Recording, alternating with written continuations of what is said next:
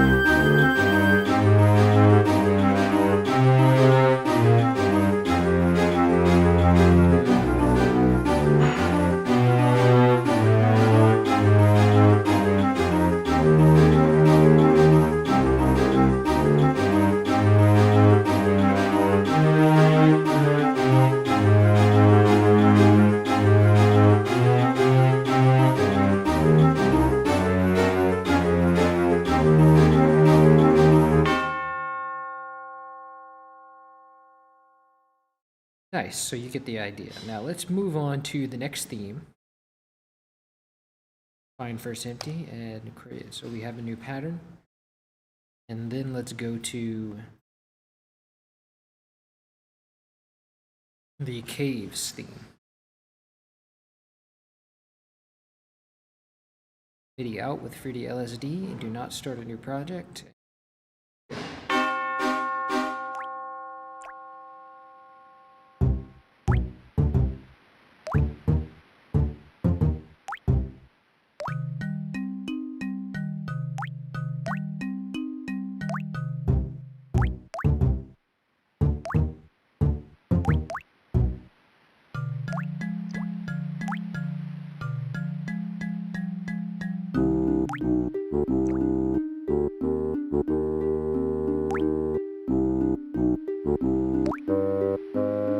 Okay, and it looks like this drip track is pretty much the same one that's used across the game. And it has two, it's not just a matter of copying it because it has two different drips in it.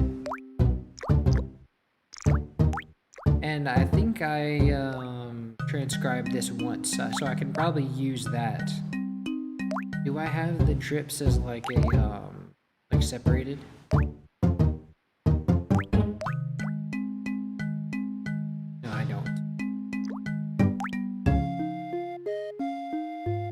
So what I would probably do in this situation is go to where, because it has to be mapped to not only pitch, but which drop is playing. And I've already done this. It was a long process. So I kind of, if it's the same drip track, I kind of just want to use that from, I think it was Crystal Caves that I did that in. So let's see. I have Crystal Caves. Yeah, because it starts out the same way. Yeah, so I'm pretty sure the drips follow the same track throughout the game. So let's save this. Let's see.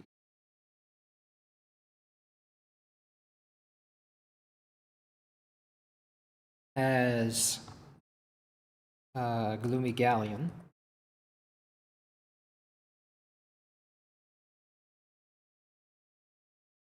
And now we're going to load Crystal Caves.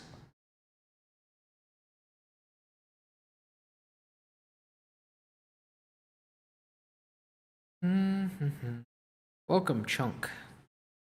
The music skills are awesome. I struggle. Oh, I deleted that message. Oh, well. Oh, okay. Never mind then. Welcome, Spencer Forward. Great that you keep the music alive with the great games. DK64 was much wise to Banjo-Kazooie, but still was music-wise to Banjo-Kazooie, but still great memories. Yeah, I agree. Rather enjoyed this game. and its soundtrack. Okay. Let's see. So,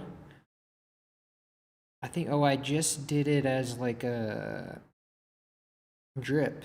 Like I just did it, I didn't do it in SliceX or anything, apparently. So I made the, what's it called? The root notes. Root notes are C3 and F3 for 1 and 2 respectively. So all I have to really do is copy this this track and then add in the things. And I suppose I can also make sure that I've saved the droplets like with that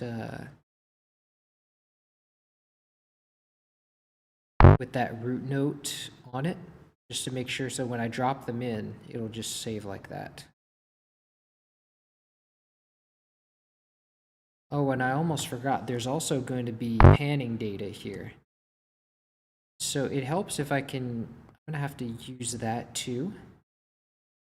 One thing I can do is like if this is like, because I know this is there are more songs in the game that use this. For future reference, I can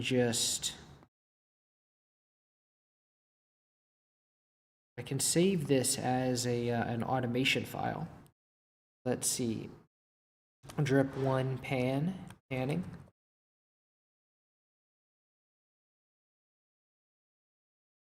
And then I can go here. Oh, they're both the same. Okay, never mind. I'll just rename that.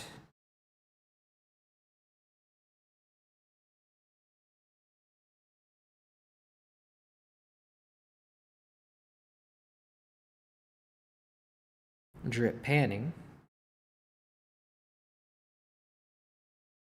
And then I want to save this as save the score, like the notes.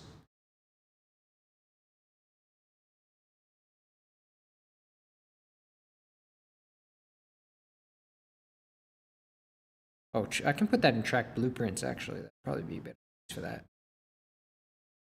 Let's call this drip 1.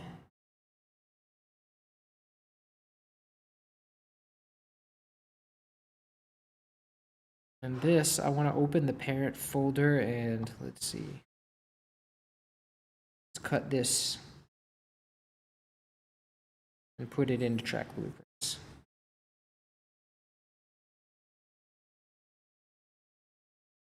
And then let's head on over to drip 2. Save the notes also as a score.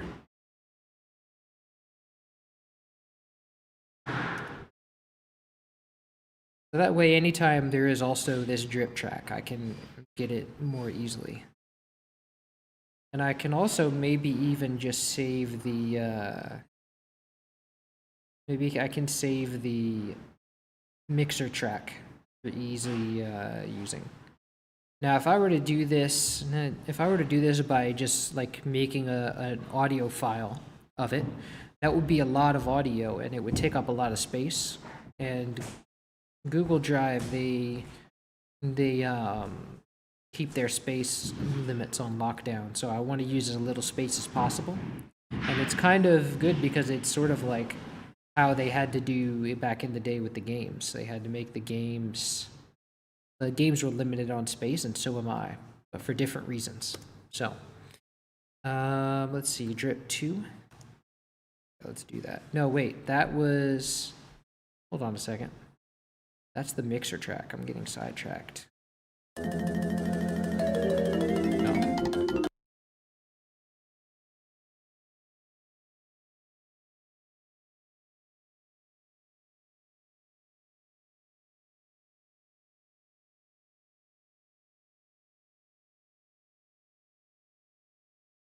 Okay, so it saves as a different file when it's a mixer track. So let's see, drip effects. Okay, so now we go back to Gloomy Galleon and import all that stuff.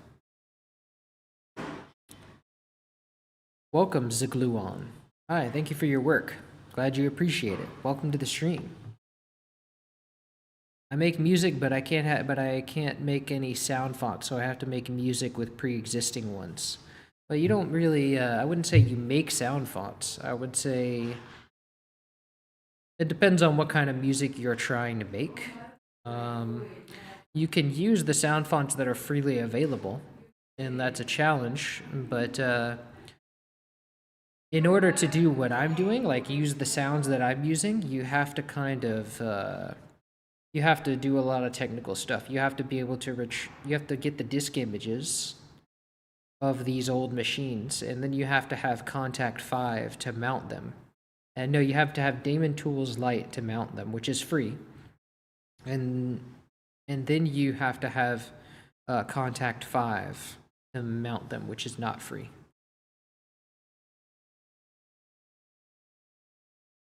But then you save them. Well, I guess you could use Contact to open them too, but I don't want to do that. What was I doing again? Let's see. Okay, so we're back here.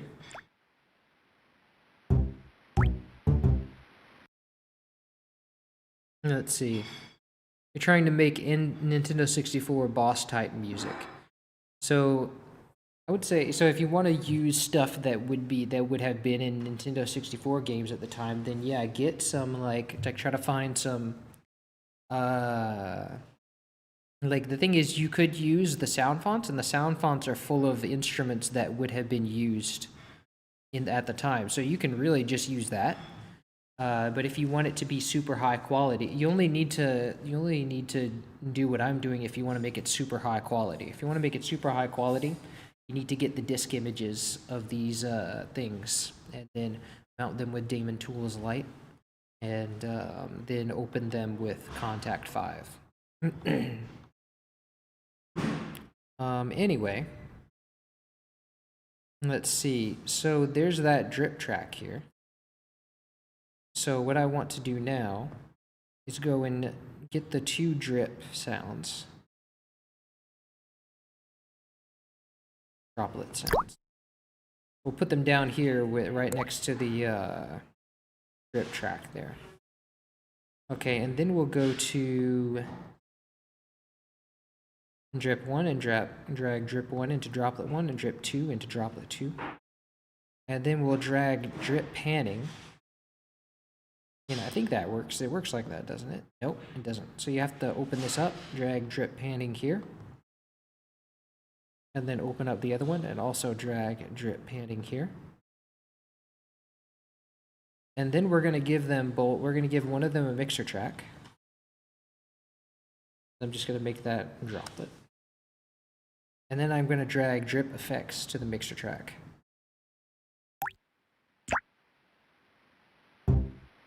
Oh, but I don't want it in this pattern. I want to cut that, and I want to bring it to its own pattern. And I'm going to call that drips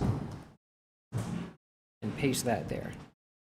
And then I'm going to go and grab the panning data. And I want to delete it from both of them because I don't want it going off and doing its thing in the MIDI.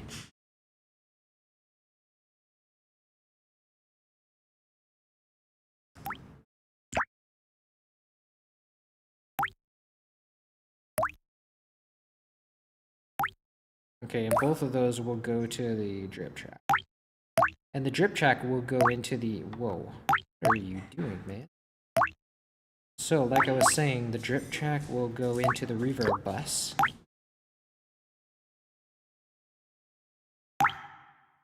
There we go. Okay, and then we'll make a new arrangement and call this caves.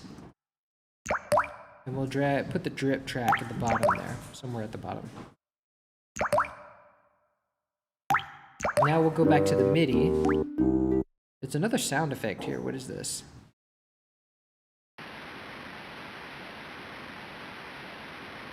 This is like some sort of seashore or rain sound effect. I think it's like seashore. Sounds like noise, really.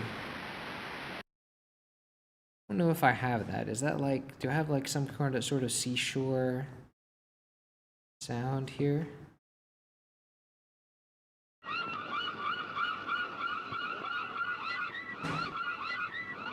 No, I don't. I have to find that.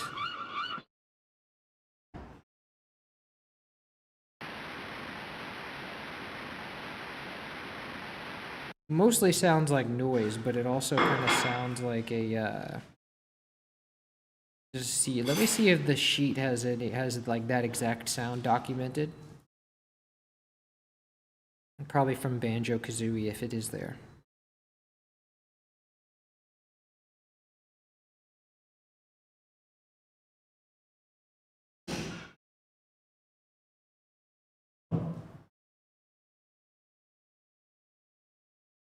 No, I don't see it, but let's see. In Donkey Kong 64.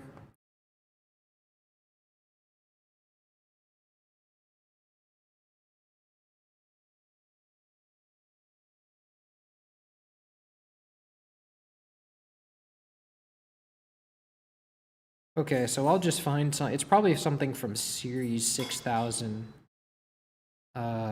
From Sound Ideas Series 6000. So I'll just go and grab that later.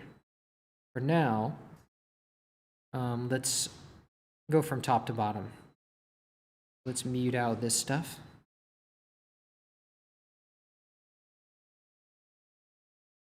This, I think, is the marimba.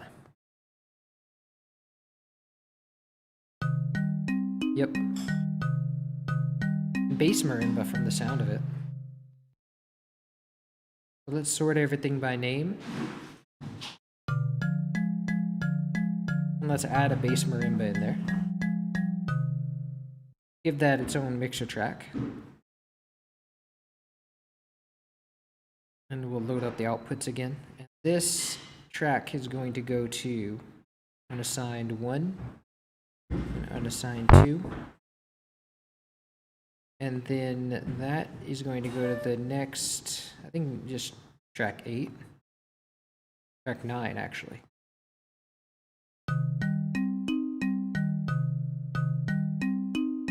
So we have like 3 different articulation, 3 different phrases here. So let's copy that. And I think this is just going to be part of the melody, really. Yeah, pretty much just part of a melody. If that's the case, I'll probably should just grab all the melody in one line. Let's see. Well, actually, no, because these are like repetitions, but they go... Yeah, I'll just keep them separate. Let me find first empty, call this bass marimba.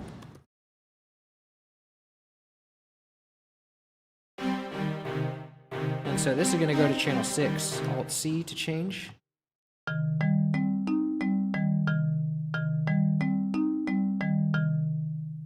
Okay, great. And let's cut this bar off. Control delete. And then we'll select all this big empty space and Control delete.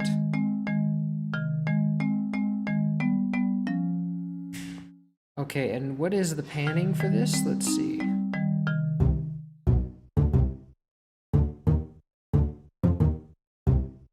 Static, 30% left. So let's head on down here and let's drag this to 30 left. Okay, now we go back to the bass marimba track.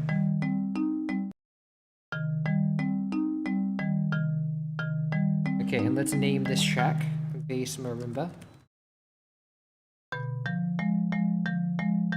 And then we're gonna add a saturation knob to that. Give it some saturation. And then we're gonna get an exciter on that to bring out sharpen the highs. And then we'll get a chorus on it to make it sound stereo because it sounds really mono and that doesn't sound good. So let's slow it down, the LFOs, and then turn the stereo up. And then turn the knob to half power. And let's give that reverb too. Pretty pretty much everything gets a reverb in Donkey Kong 64. Like, it's a subtle reverb, but it all gets a reverb. Okay.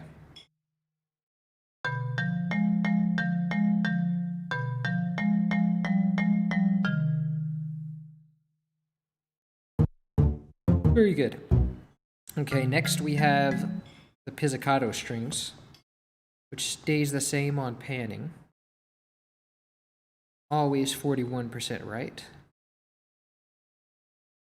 Like, actually, these are all different. Yeah, I might actually put this in one melody line.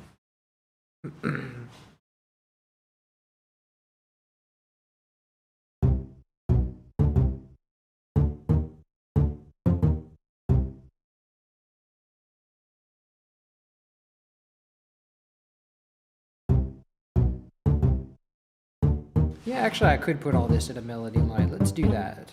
Let me take this entire line, copy it,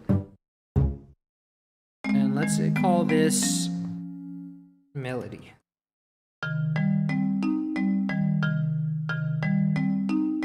Okay, and let's Control A, Shift to the right, 2 bars I think it was.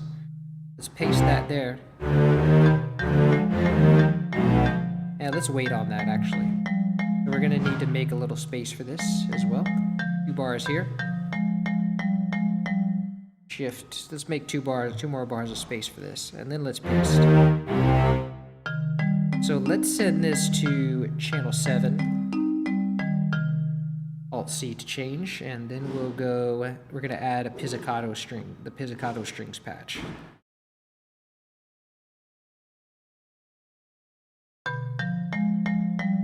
Okay, now that's at channel 7, and then we create a mixer track for it, and we send that to unassigned 3, unassigned 4, and then we're gonna send that in the wrapper to mixer track 10. Nice.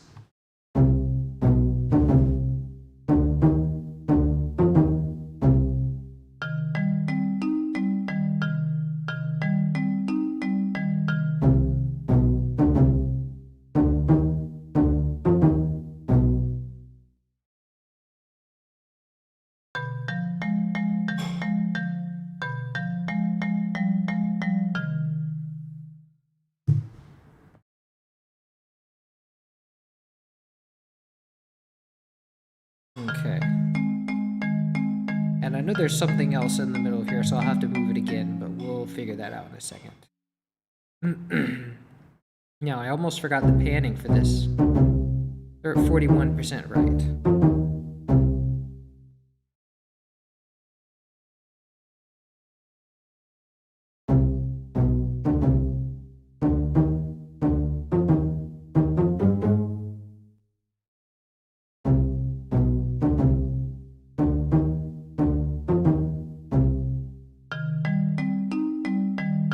I think this is, I get the feeling that this is over here, 1 bar.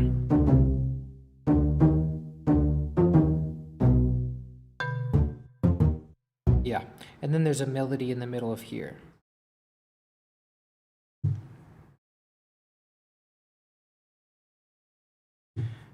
Yeah. So there's this. But I'm jumping the gun a little bit. Well, I want to get it in order. So there's a bassoon here.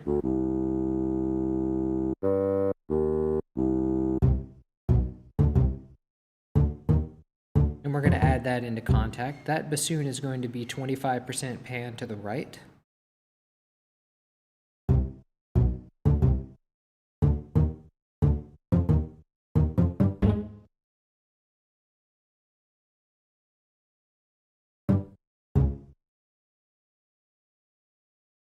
Okay, and then we'll make some room for that. Let me make this full screen. Double click.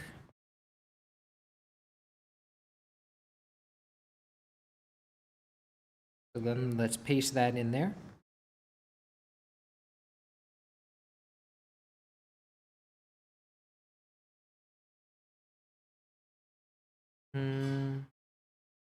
See if it's, does it go like right at the beginning?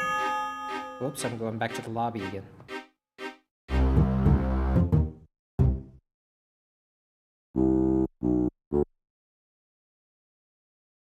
Yeah, it's like right on top of those last bit of notes.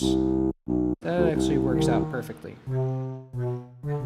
Now this, Shift C, we're gonna have to send to channel 8. Alt C to change. There we go. I think that's supposed to be down an octave. Shift C, Control down.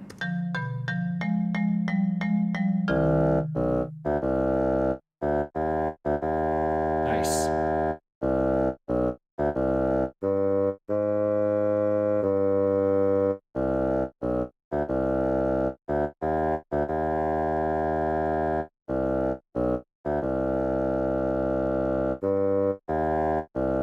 Now that's a bit, the change in like,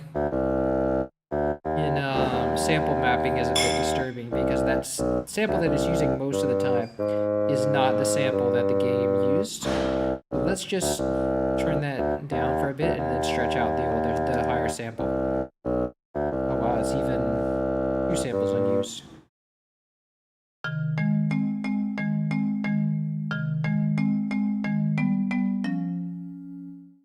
Let's put that one back and then we'll stretch this one out.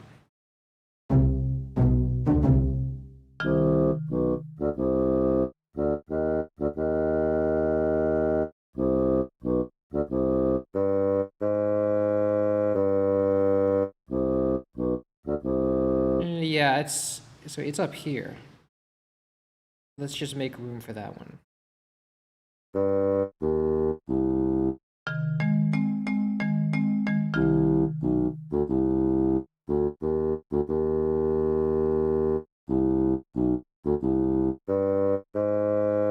Yeah, it sounds better like that, I think.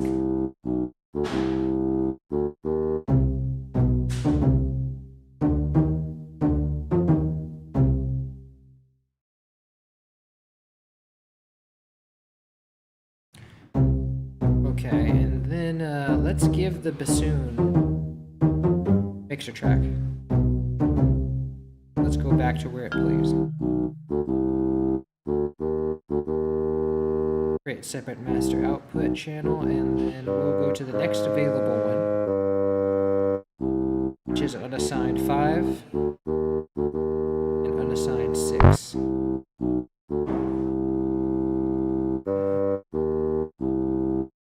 And let's send that to mixer track 11. And let's call this bassoon. Oh, that's the, this is the bassoon. This is the pizzicato strings.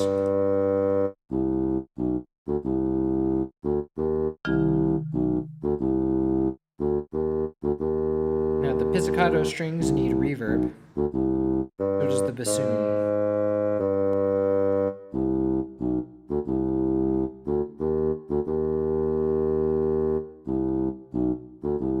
And now the pizzicato strings are going to need a saturation knob.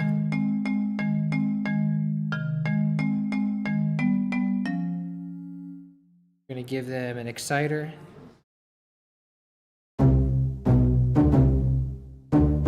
Nice and powerful. And they've already got stereo, so they don't need chorus. But the bassoon, on the other hand, will need it. Needs saturation and exciter, maybe.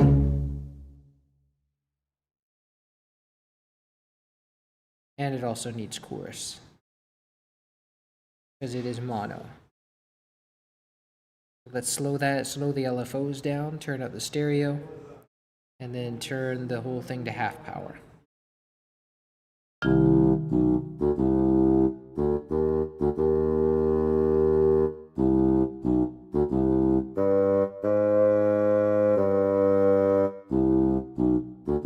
Nice. Welcome, Diabetic. What's up? All your restorations are top notch. Thank you. Glad you enjoy them. here. Welcome to the stream. We're just making another one. Like, what's that guy that does, like, opens up with, like, that does hip-hop and is like, another one after every song. Back in the day. Let's see. So...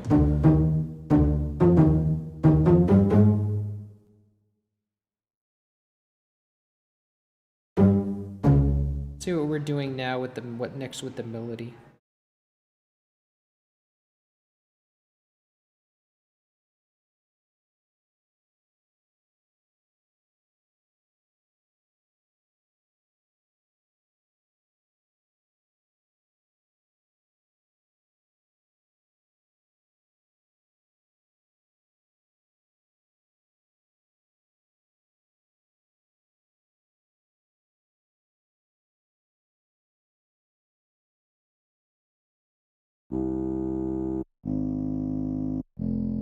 Oh yeah, there's another, that other part of the bassoon. I wonder if I'm pretty sure I got that. It's there somewhere, but it's probably way along the way.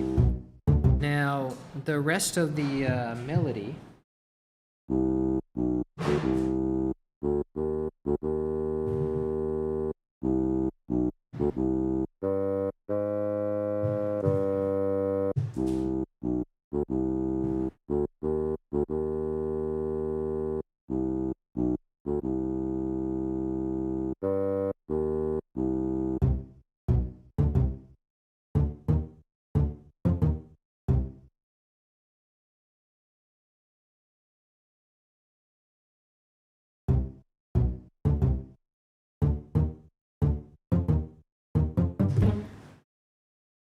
Okay, so you have this part again. Means I'll need to repeat the marimba. Because it's, yeah. And then it's like there's a melody here.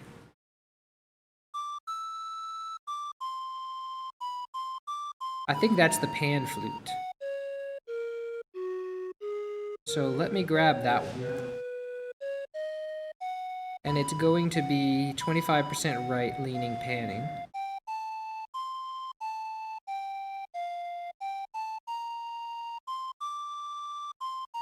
Let me go, wait, I have to put everything in alphabetical order, type P, and then go to pan flute.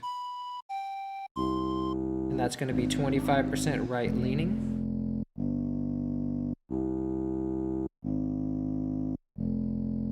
And that's going to be channel 9. So now, this, I'm going to move this out of the, I think this goes here.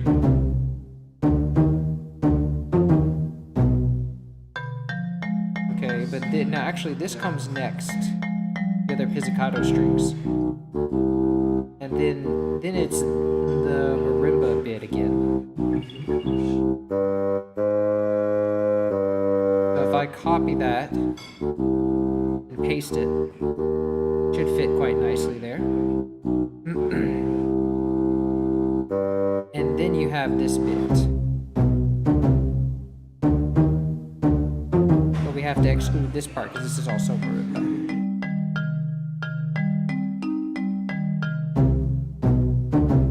And then this part at the end.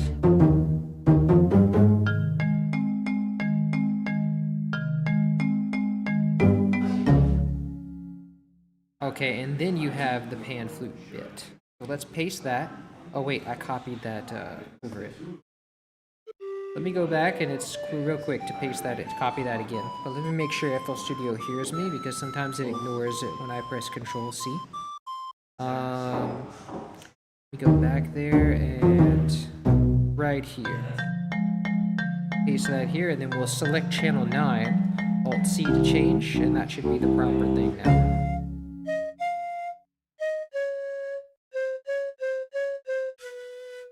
But I forgot that it's that pan flute is not looped naturally, and it's only, so you kind of have to like include a, in order to loop every, like just looping every thing would be a little bit difficult.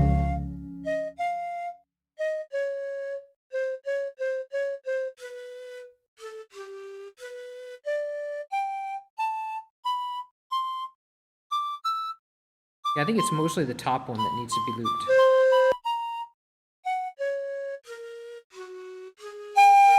Oh no, this is the...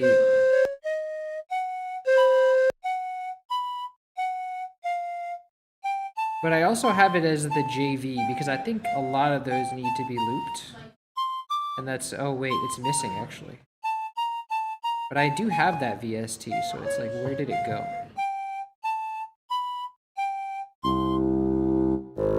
Oh, I did, yeah. Okay, there it is.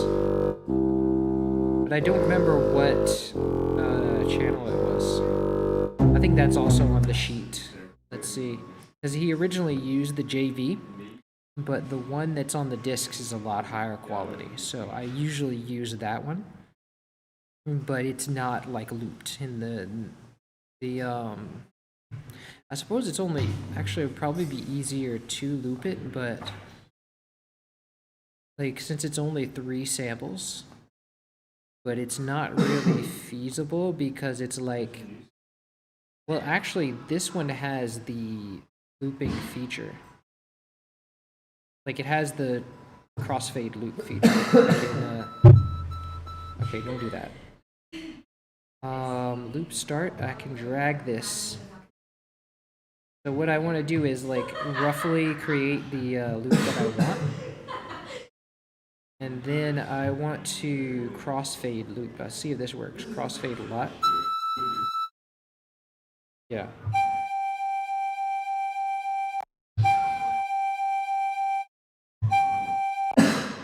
Whoops.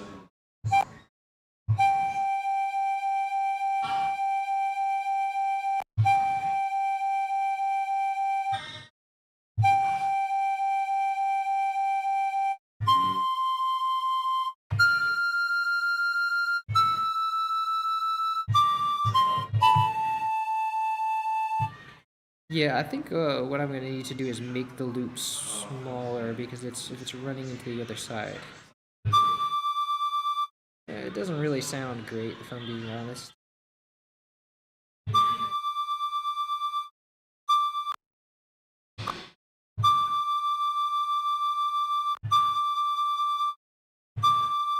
Because if it's too long...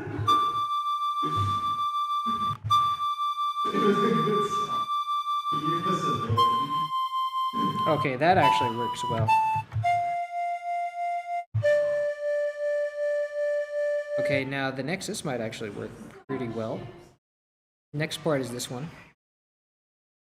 So if I turn the loop on, turn the loop start up to like here, loop in to like right here, then I can crossfade that.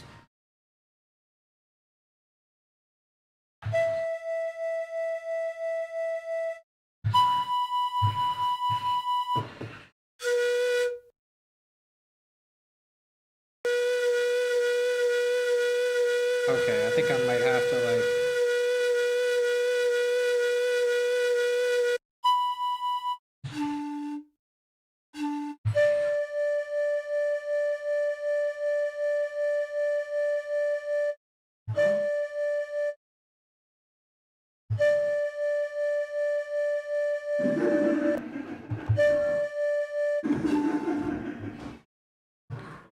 But this one... Okay, that kind of works. I think I can make it a little bit longer. Like the crossfade.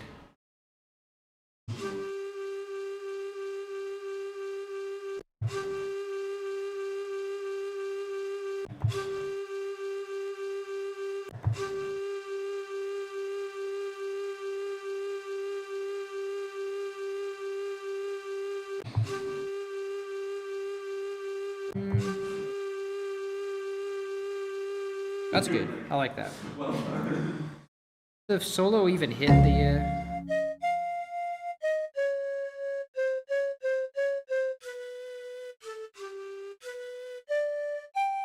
And the panning is different for each one. Why is the panning different for each one? Because it's set... Yeah, why is this... No, I don't want this to be...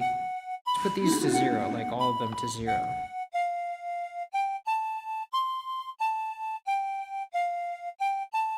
I don't know why there's separate panning for different notes.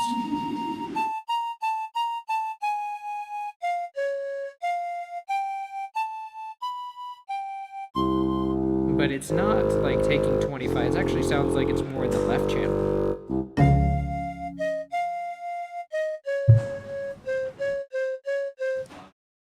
Let's see. Oh, it's naturally left leaning. Okay. So I do have to have some panning to make it normal. But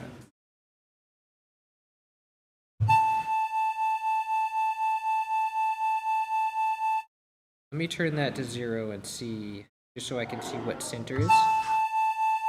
And turn the panning accordingly.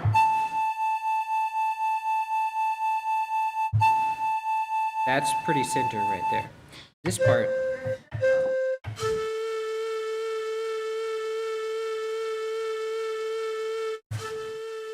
That's center right there.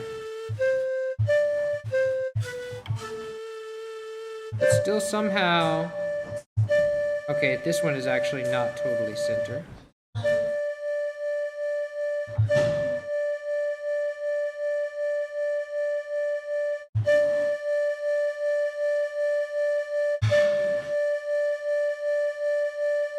And I don't really like the loop so much anymore.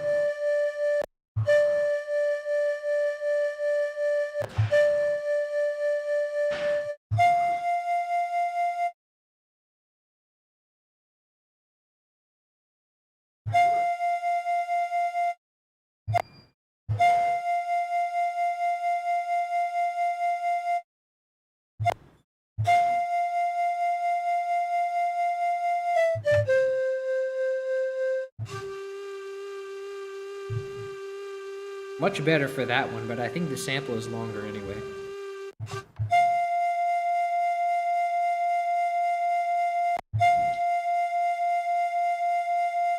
That's about as good as it's gonna get. Okay, let's make that louder.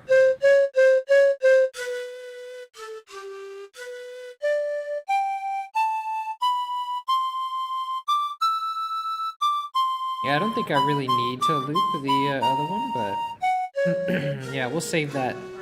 I'll save that edited one. Save it as the looped one. Yeah.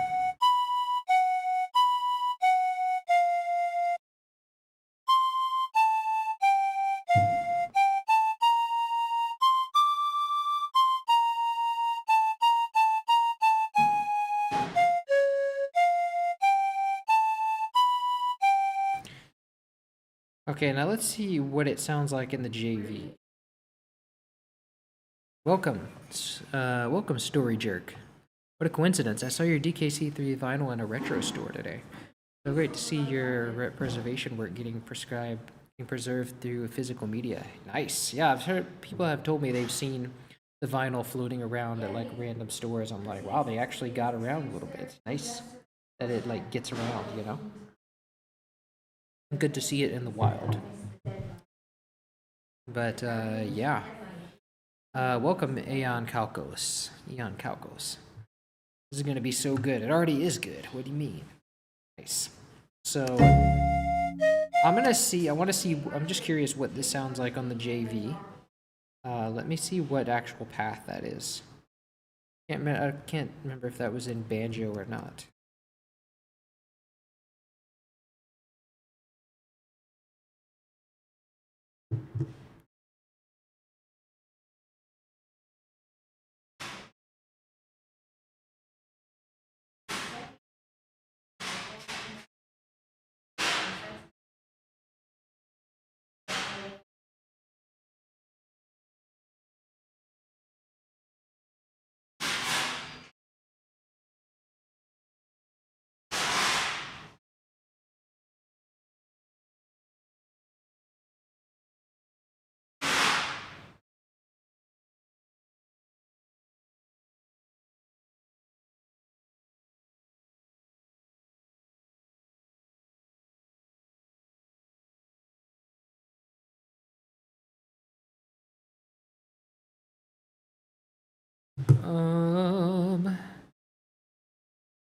Where is that?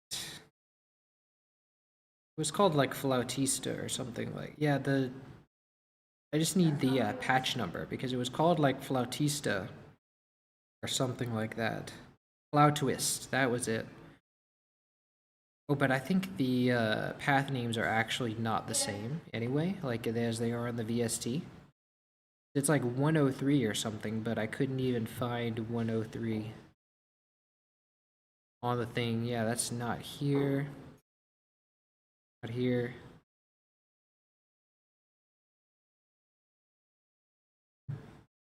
Ah, there it is, Flautist. So it is 1. So let's see what this sounds like on that.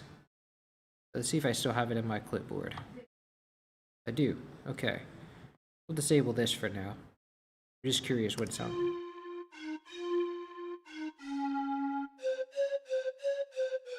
Very chorusy. Let's remove the chorus and reverb.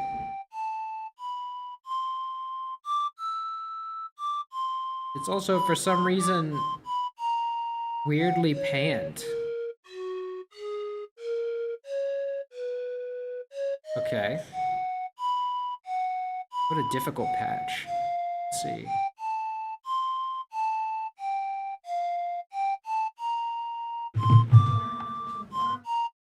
I mean, it's much lower quality too.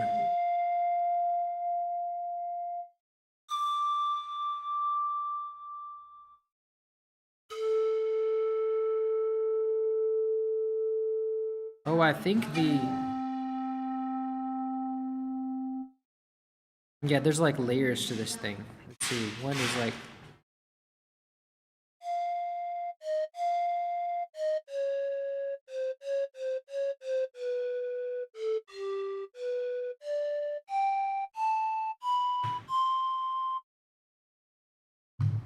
oh, actually, there's only one layer.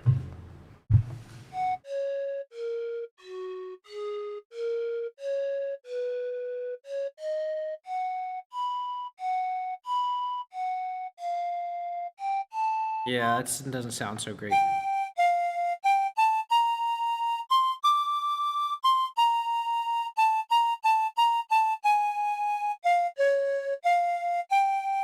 Okay, I like it like that.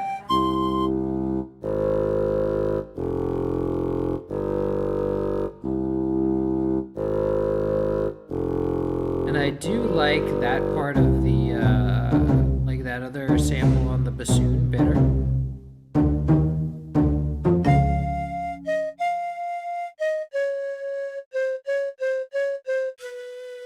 Now, and I do think the pan flute needs to be louder though.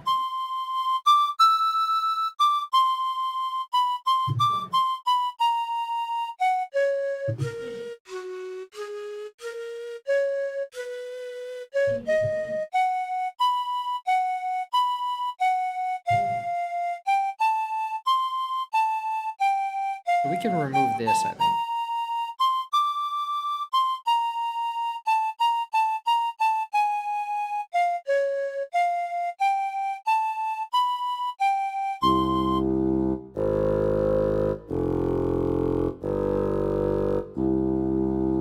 Yeah, I do like that part of I do like that sample, that lower sample. Let me see if I bring this other one back.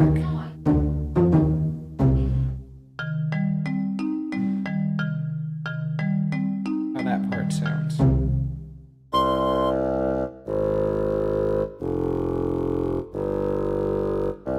Yeah, I'll try that patch again with this regular unedited bassoon on it.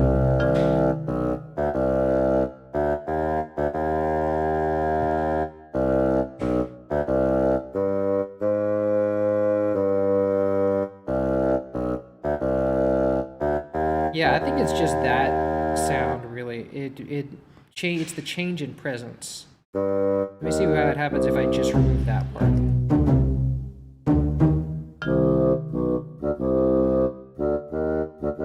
See if that makes it more bearable.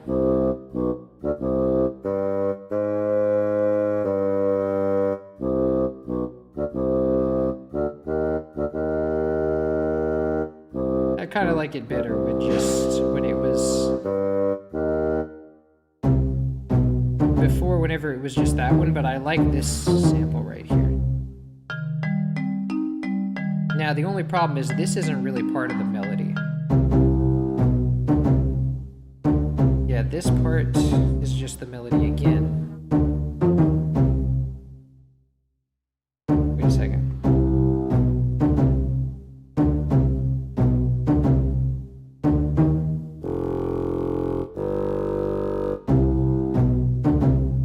Yeah, it was that one. Okay. But this is going to go to a different channel for sure. This is not a melody.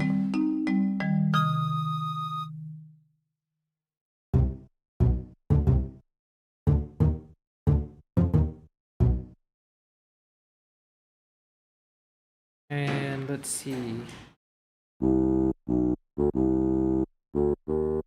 So this part here, there's something layered with the melody here. There's more pizzicato string. Yeah, so let's add that on. I think we should be able to use the same patch.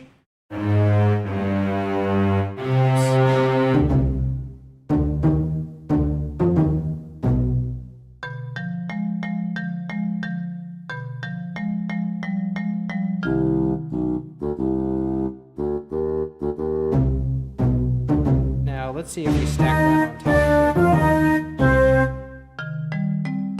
I forgot to take what channel this was first.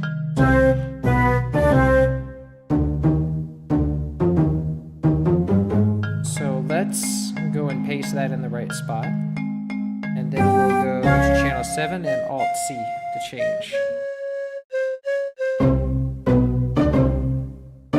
But was that a different... That was probably a different panning than the main one. Yeah, this one's panned to the left, so we need another pizzicato strings.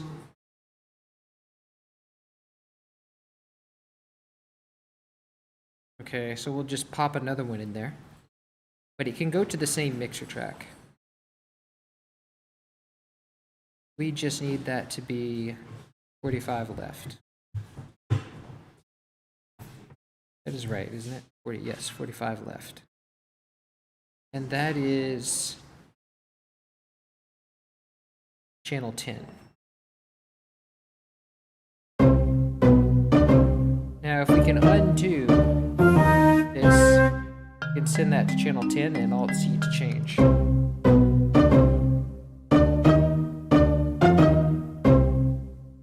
Pretty loud.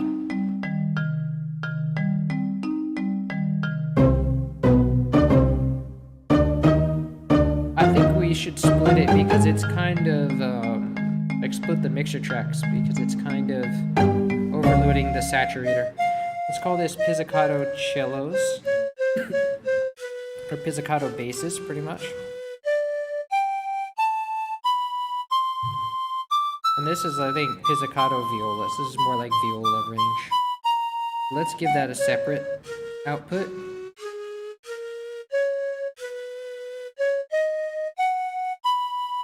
And then we'll call this, we'll send this to unassigned 7. Oh, yeah. Unassigned 7 and unassigned 8.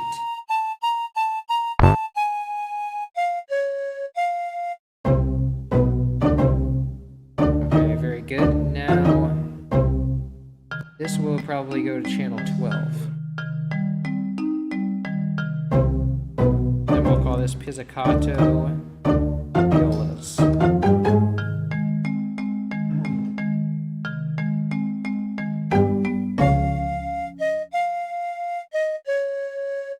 And they use pizzicato basses, and this will get reverb. Now this will get saturation.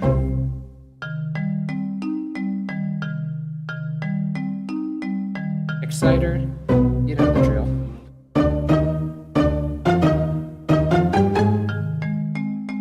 Okay, but since it's not, since it's already stereo, it doesn't need chorus.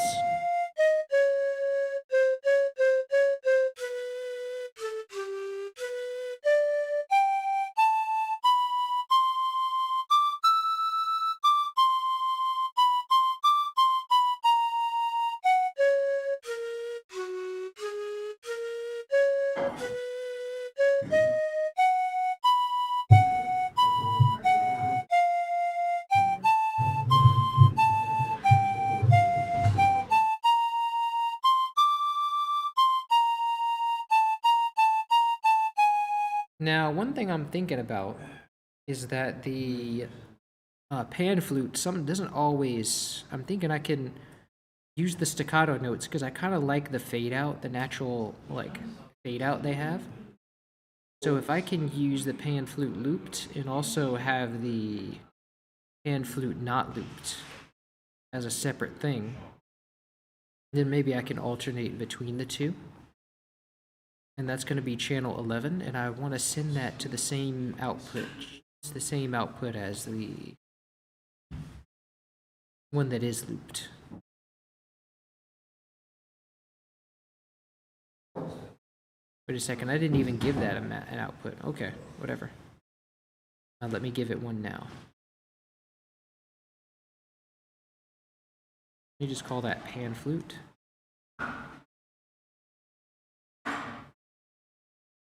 And then I'm going to send that to 9 and 10.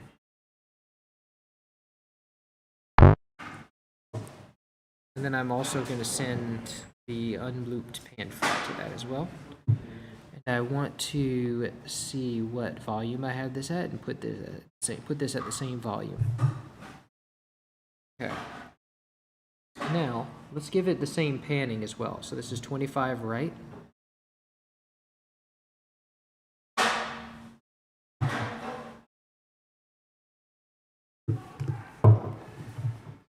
And then we'll just switch all the short notes to channel 11.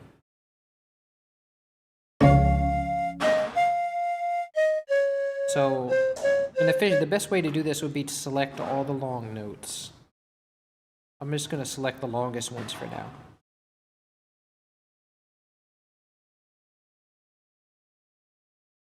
But actually, it would be better to shift. I have no way of inverting it. If I shift C, then I can just deselect the long notes.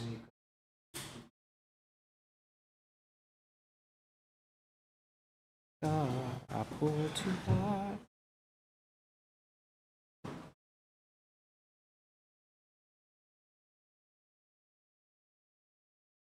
Okay, so Alt C to change, and let's see how that sounds.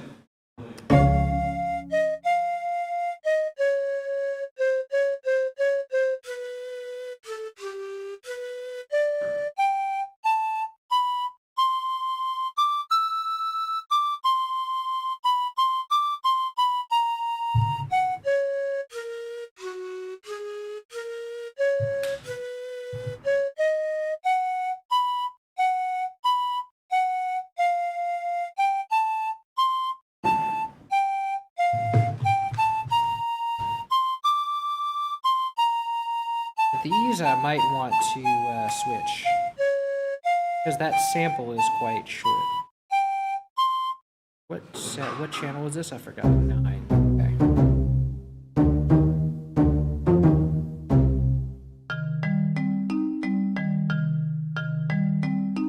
Let's see what this one.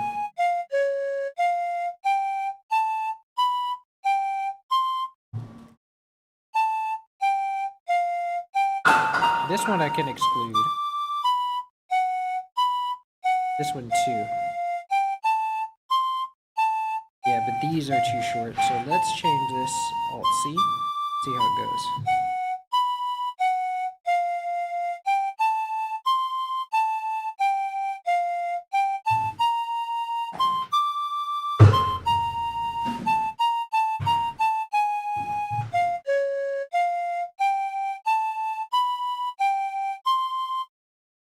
Nice, I like that.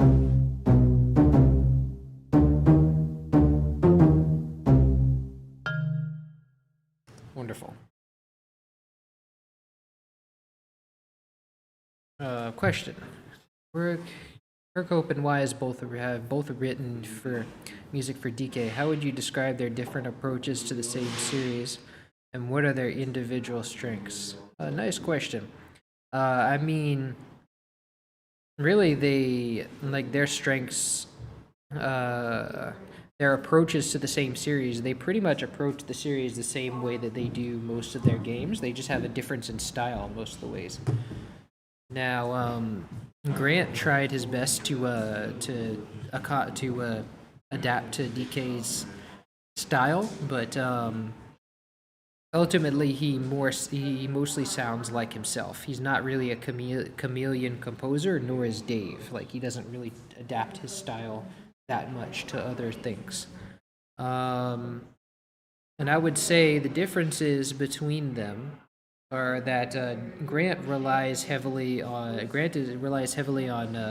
melody more than anything. Most of Grant's compositions are more melodic than anything else, and Dave's are melodic, but they have all the elements are equally represented. Like, but he relies a lot on bass as well, like in like and atmospheric pads and things like that.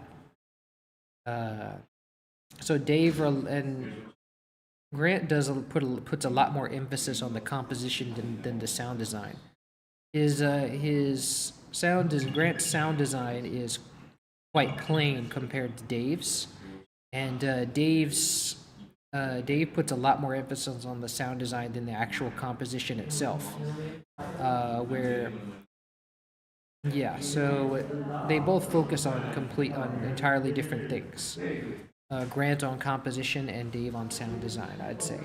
Whereas Grant focuses a lot more on minimal. He uses a lot more minimalism, so he doesn't use as many instruments at a time, which is why you see all this empty space. He utilizes a lot of empty space, whereas Dave really tries to fill the room with his compositions, I'd say. That would be my assessment of it. And yeah, Grant used a lot of seems to have taken some inspiration from the chord movements of Donkey Kong Country 2 with his composition. And of course he used the jungle tune, and they took inspiration from that, but ultimately he kind of brought his own perspective to it. Thank you for the insight. You're welcome.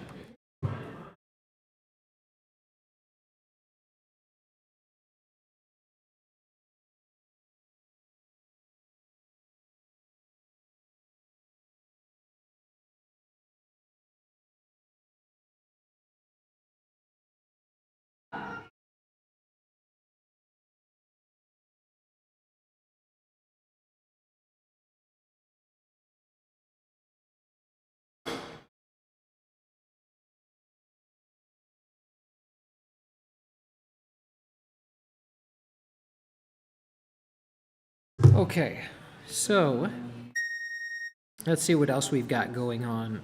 It looks like we've got everything covered for the melody. The only thing we have left besides that unknown sound effect is the harmony. There's like a little bits of harmony that come in throughout.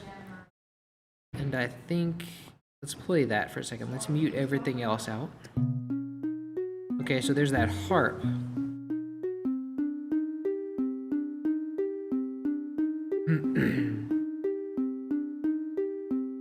And I would say maybe we can treat that bassoon like a melody, actually, because there's no other melody that's coming in right there. Wait, actually there is, I think. The harp is playing a melody here. So the harp is kind of coming to the melody. We can put that there.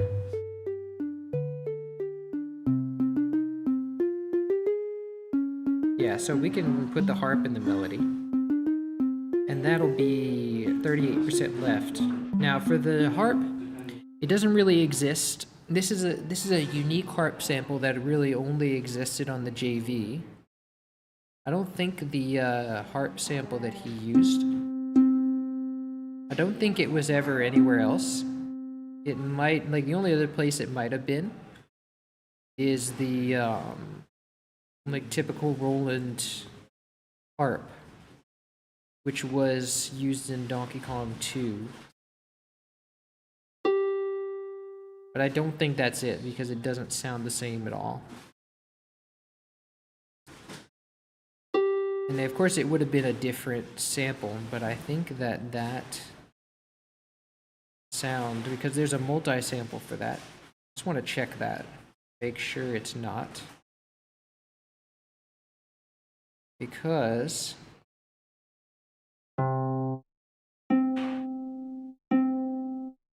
yeah, because that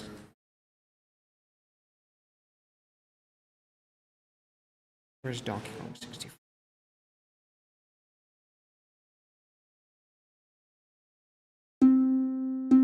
It's a much more mellow one.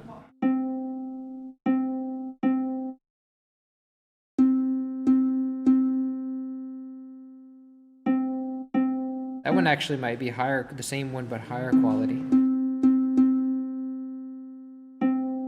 But it's just mixed. Yeah, this one's a really annoying sound, but this one's like quite nice and pleasant. And that patch in the JV only had that one sample in it, so I just took that patch, took that sample from the JV, and I just used that. Since it's not a multi-sample anyway. Let's see, I'm gonna drag that harp sample here, and then I'm gonna copy the panning knob and paste it there. And I have the melody in my clipboard. So I'm gonna go ahead and go to the end here and paste that there.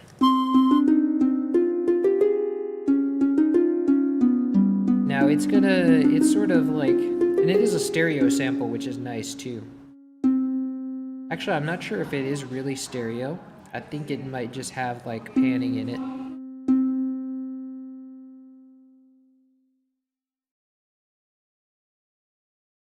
Oh wait, no, I think it actually is stereo. So that's pretty cool, at least that it's stereo. Yeah, because I can see the fluctuation in the right versus left channel. So it's cool that it's a stereo thing, at least. Now, the only thing is it releases, which is typical for a harp, but I don't want it to release so much. I want there to be like, I want it to be more subtle. That's better. Okay, now let's give it a mixer track. And let's give that reverb first of all.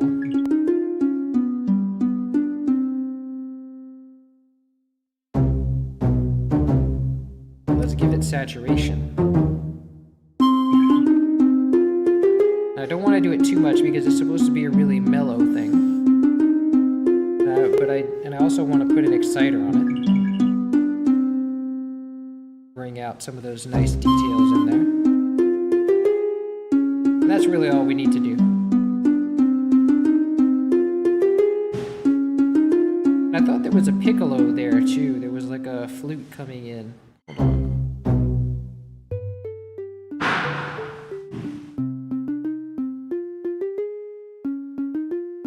Oh, that was not for the cave, that was for the main thing that the piccolo comes in layered with it.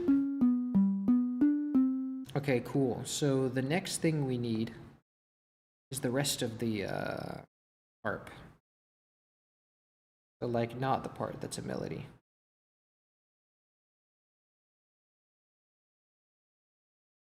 Let me just make sure that I've only got the correct signal there. Yeah, no, I don't want this.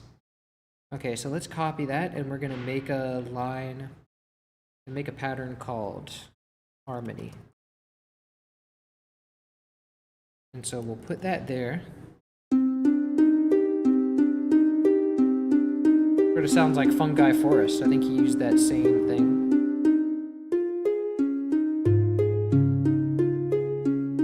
Also, the other difference between Dave and Grant is, this is a huge one, is that Dave was very inspired by classical music. No, Grant was inspired by classical music. Dave was kind of inspired by classical music too, but he created everything with the he came from more, when he did orchestral themes, it came out more as a cinematic theme. And I guess Grant's is cinematic too, but in a different way. Dave's is cinematic in sound design, but Grant's is cinematic in the actual composition, more so. Like they will do different kinds of cinematic thing, I'd say. Grants is definitely more classical than cinematic. So we've got these 2 bits, and then we're also going to have, like, put on the end of that, we're going to get the bassoon notes that were not melodic. Copy those. And then we'll put that.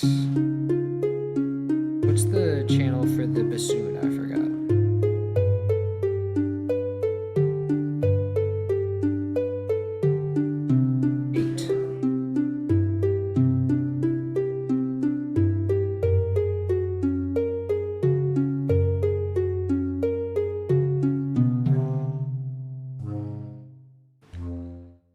Okay, so we go to 8 and then Alt-C to change. I think it's also, like, it's supposed to be an octave down, too.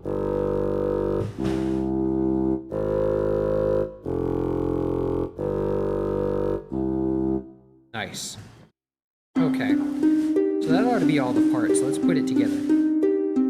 Let's get the MIDI here so we can have some form of reference, but also I want to make sure that all the parts of the MIDI are muted so that we don't hear any of the MIDI.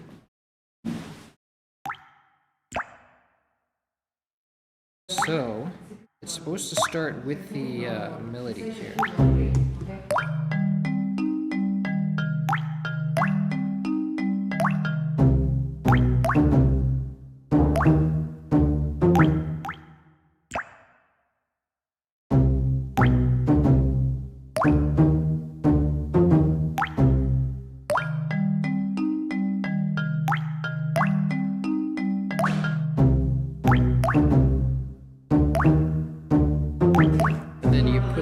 So the melody goes there, and you put the harmony here, but the harmony takes a rest for a few bars until you get to here. Oops. And it pretty much just plays out the rest of the song.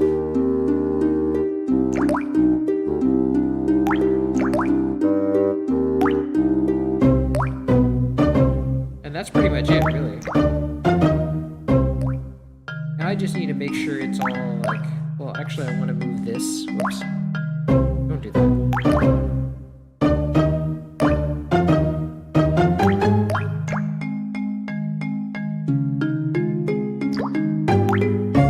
Oh wait, it starts here actually.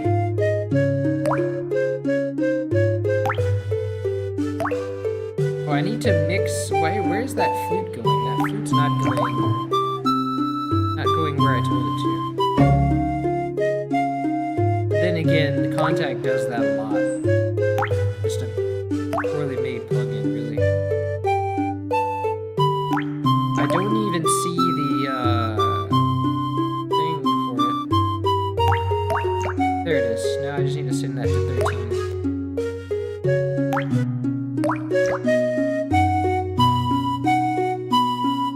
Okay, the harp is going to 13. I need this to go to 14.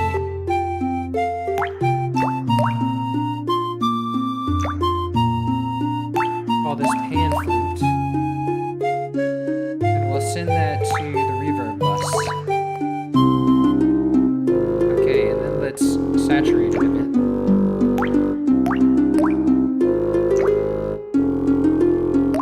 And let's also give it cider. This is not acceptable.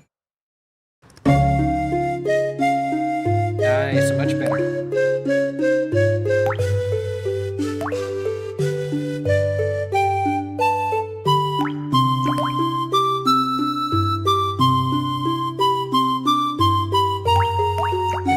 There's a couple of other parts of that melody that I think should be longer.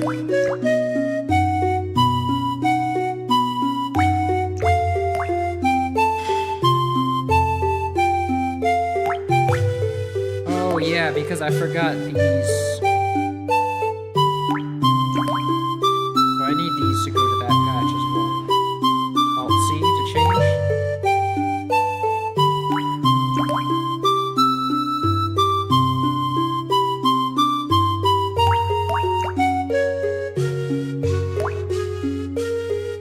Beautiful.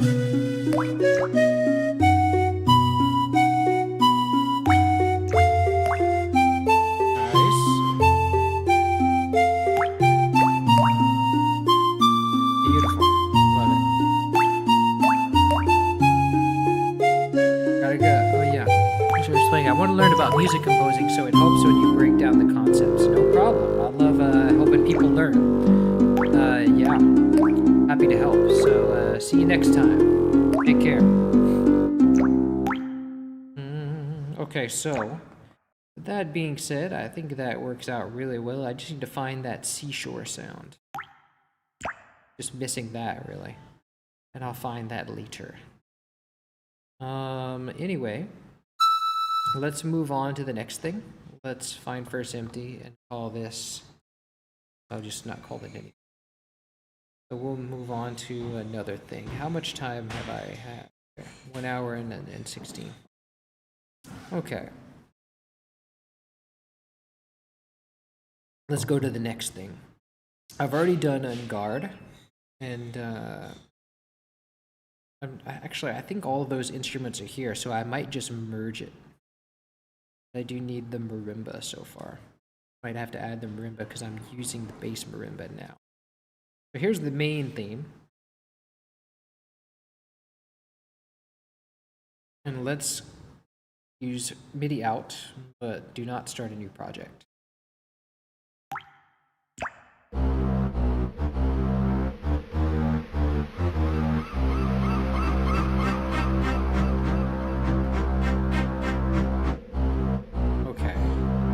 Let's go channel by channel with this. Let's mute out everything but the first channel.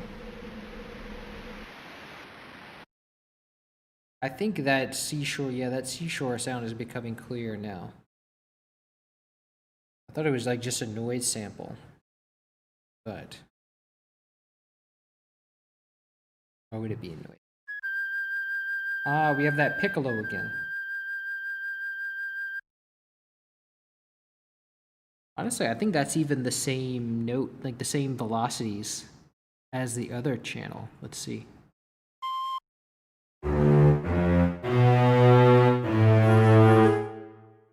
Yeah, it is. So I can honestly just pull it from that channel, really. That'd be pretty cool.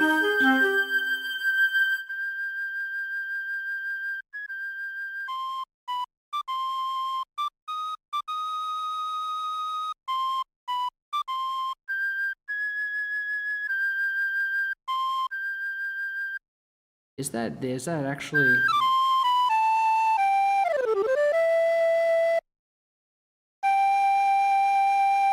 Is that the same as the... Maybe I had it wrong. Maybe that was the pan flute.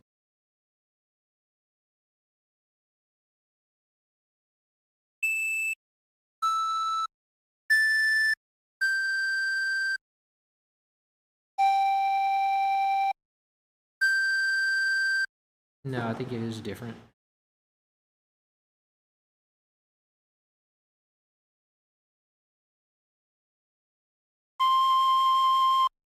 Yeah, this is a different thing.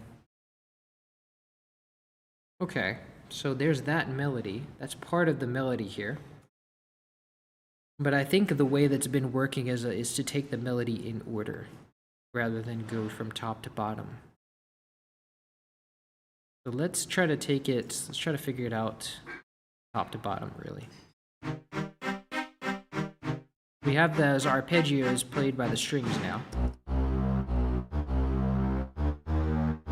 And the bass is playing that melody now from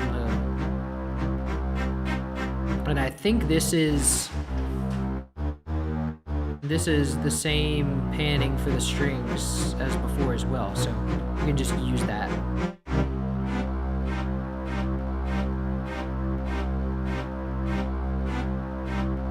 Okay, but instead of splitting it up into melody this time, I think I'll do it by instrument.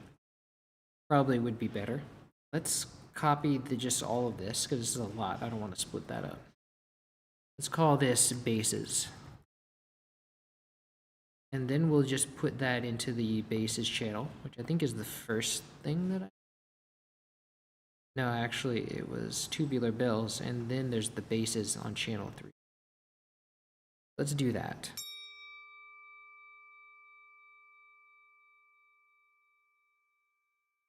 Okay, let's select channel 3 and Alt-C to change. And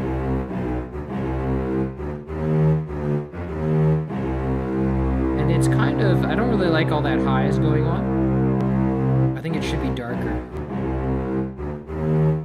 But maybe just the high highs. Maybe just raise them. Yeah, they should be more subtle.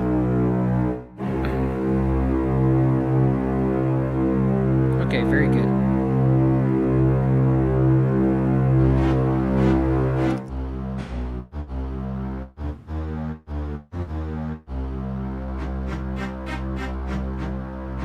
Okay, so these are the cellos.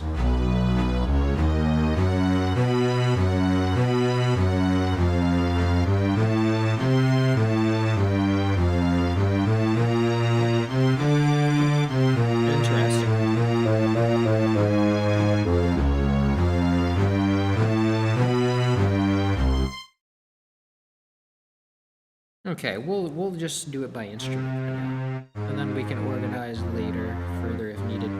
Let's call this cellos, and then that'll likely be channel 2. But I can definitely remove some space here. Channel 2 and Alt-C to change. Let's shift this to the left.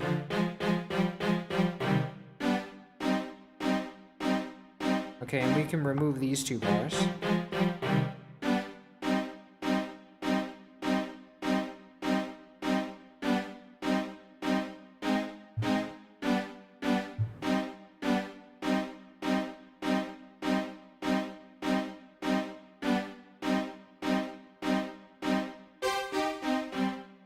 Nice string run.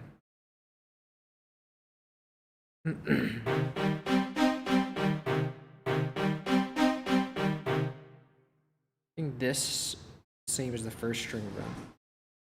I'm gonna remove all this.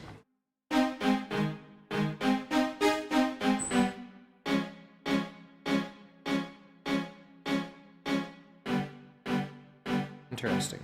So we have a C minor arpeggio, and then it goes to like a fully diminished 7th on B. Then you have C minor to F minor, inverted. But it's pretty much hanging on F minor. Then it goes to G sharp major.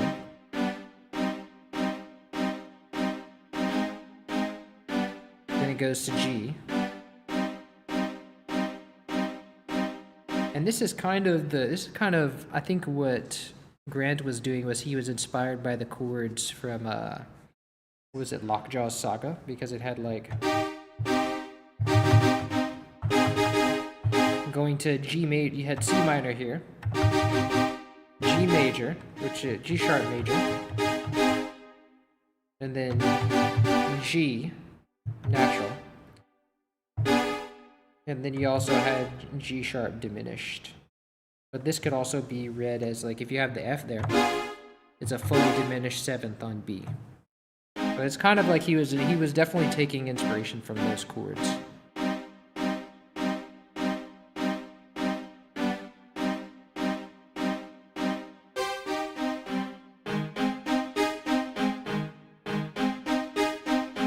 And then you have G sharp major again. Then you have C sharp major, so we're modulating to the key of C sharp major.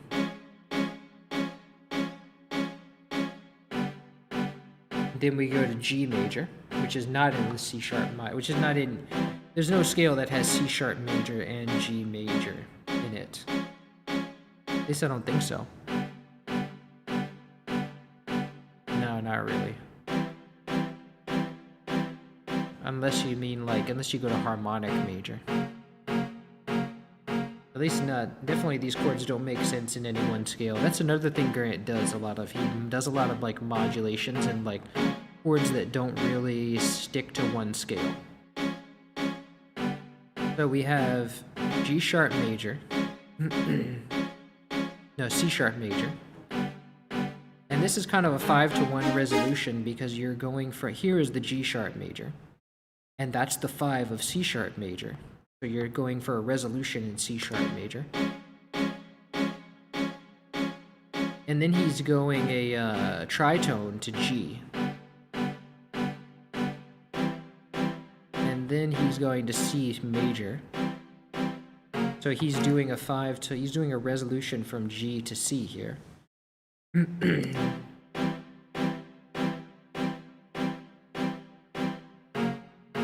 then he's going to F sharp major, which is just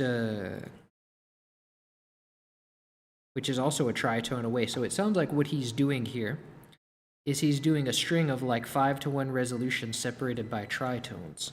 So he goes 5-to-1, but then he does a tritone, which is really dissonant. So it's like 5-to-1 is the strongest resolution you can have. So he goes from the strongest resolution to a completely dissonant tritone resolution, which is here, which is completely incompatible. So he kind of does that contrast there. I see what he's trying to pull off. So we have G sharp major to C sharp major to G natural to C major to F sharp major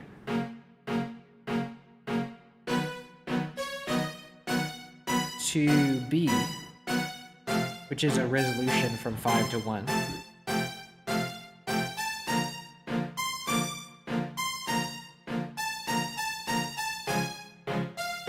Now this melody here should sustain, and that's a result of the envelope I put on it, but maybe it works without the envelope. But also the notes were longer in what's it called? The lobby, so I changed them so that the lobby would have like, if I make it sustain, let me see if it would change it at all. Yeah, it does kind of change the sound. So I kind of want to keep that the way it is. And also I want to change this to cellos.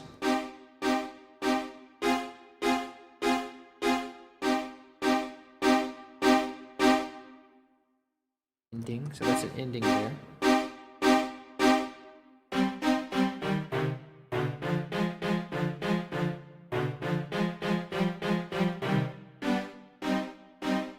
But I think here, if I do sustain, it doesn't really make a difference. No, it does kind of, actually. So I'm going to have to separate. Yeah. So let me go...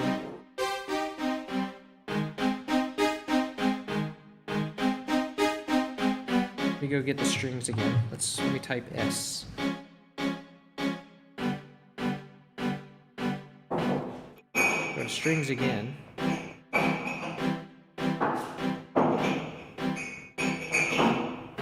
And that'll go to the same, like the violas, but I want to call that cellos. Actually, these will be violas because they'll be so high, so it's actually okay that I'm making them higher pitched. So let's call these violas.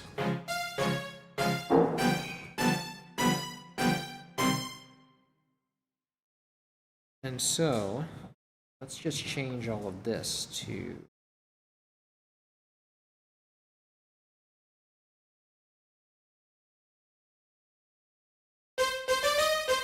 I'll make sure I get all of it, and not that. Okay, so that, and then that's going to be channel 13. Alt-C to change.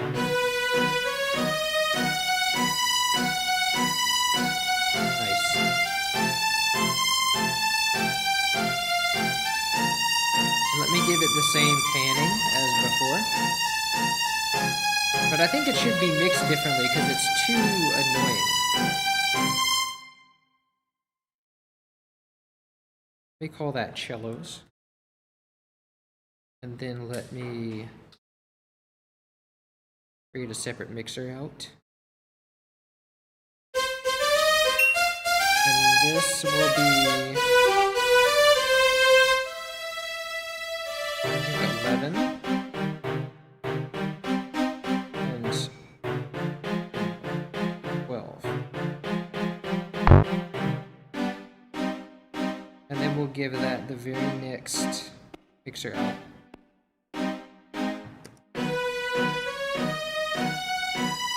So that'll be here now. Let's call these violas. Let's give that reverb. And I'll also saturate it. Definitely not brightness. I kind of want to turn down the highs because the highs are kind of annoying.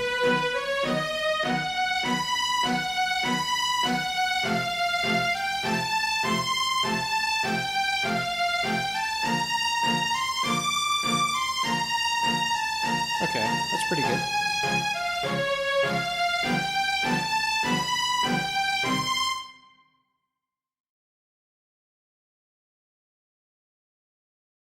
Okay, I might be able to, well, no, I'll leave it like this.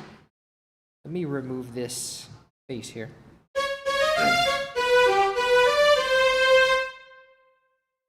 Okay.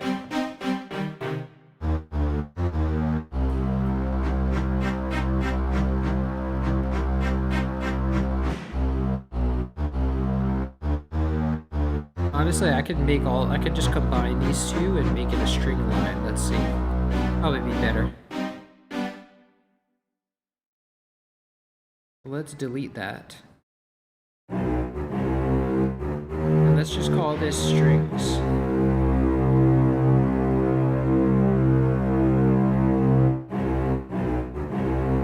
And just paste that there. And then let's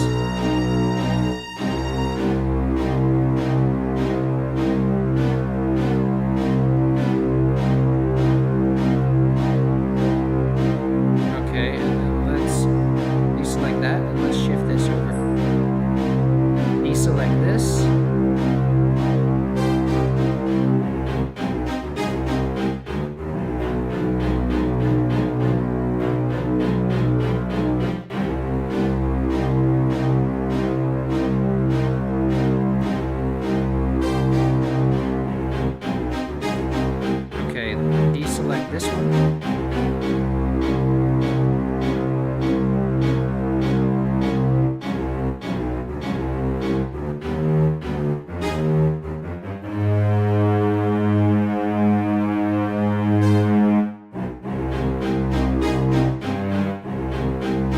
Okay, actually I think these go here.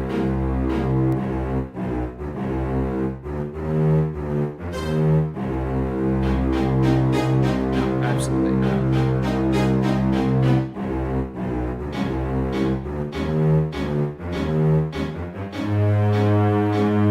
This goes here somewhere.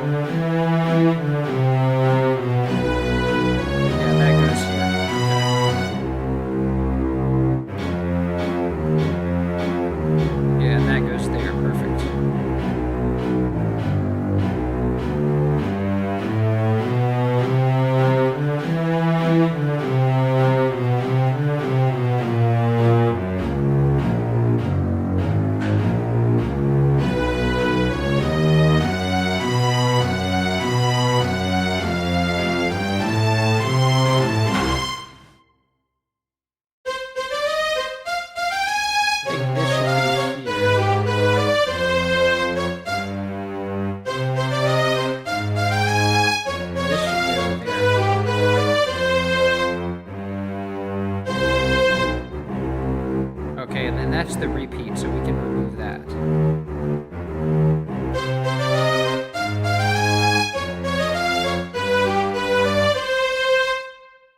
Nice.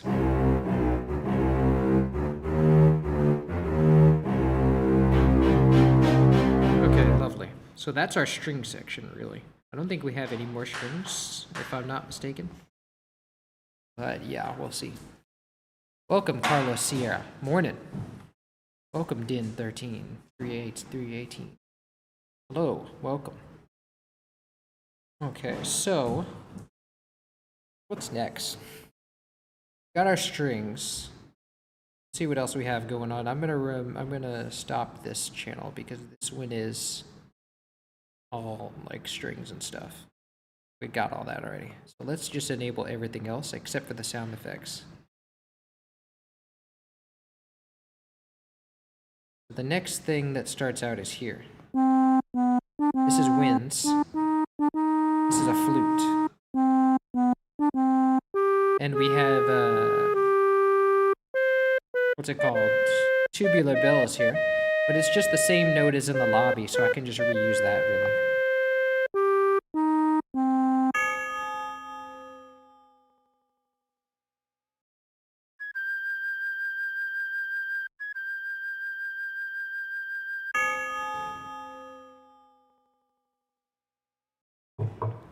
It also sounds like it has a pitch bend there at the end, like it trails off like... Okay, you got more winds.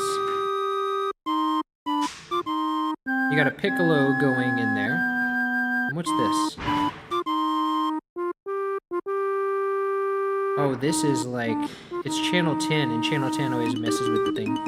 Okay, we got the marimba.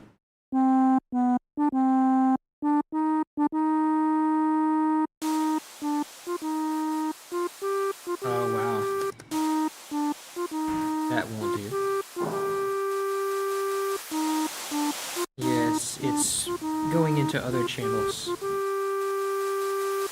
I don't think we really need all of that. What about channel 1?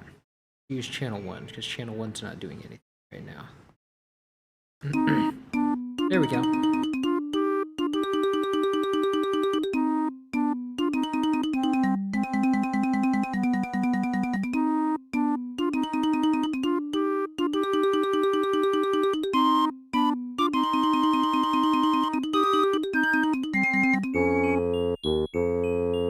You got the Celesta in here.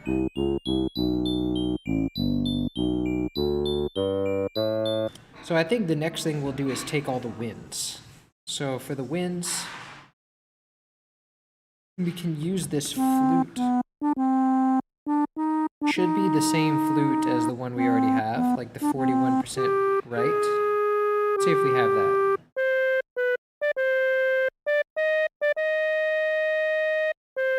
No, I don't have a 41% right flute. But I do have a flute, and I think I'll just use that, but change the panning as it goes. So let's take that, and let's make a channel called winds. Line first empty, winds, like the woodwind section.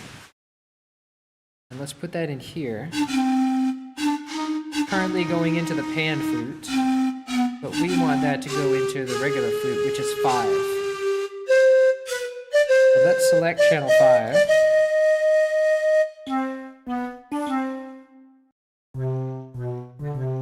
But I think it's supposed to be an octave up.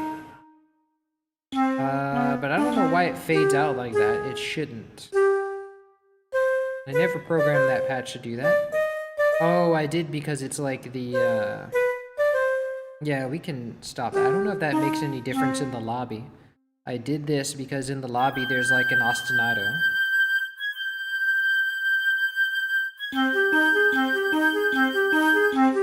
Yeah, it sounds better like that, but what I can do with that is assign a knob to the sustain. And I can do that, like go into current project, go to generators.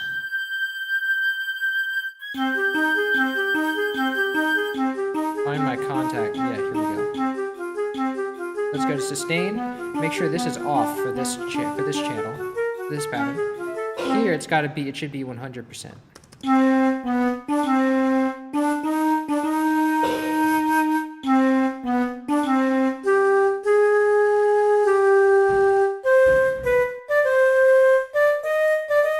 Perfect.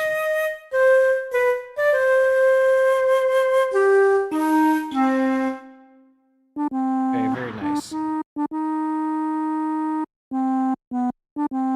Yeah, that tracks. But this is supposed to be panned 41% to the right. So what I want to do is also drag another knob to the panning. Right now it's center, so I have to make sure it stays center. Let me open up the panning. Make sure it stays center for the winds here. So I can control I to insert what's already there. But then when it comes to these winds, I want to put 41 right. And then go back to the panning and control I, and now that'll be there.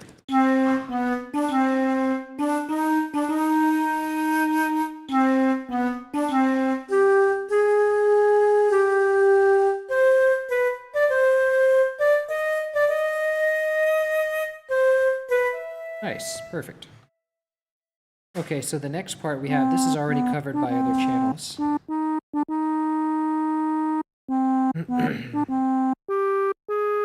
What I want to then do, like this part is going to be the piccolo and it's going to be layered with the flute. So what I want to do is take all of this stuff, copy it, and then I'm going to paste it to the winds, but right after the flute here. I'm going to make sure that, I think it's channel 4.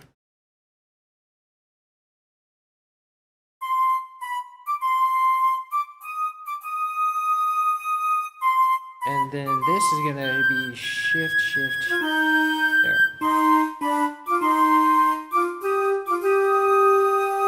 And it's like a...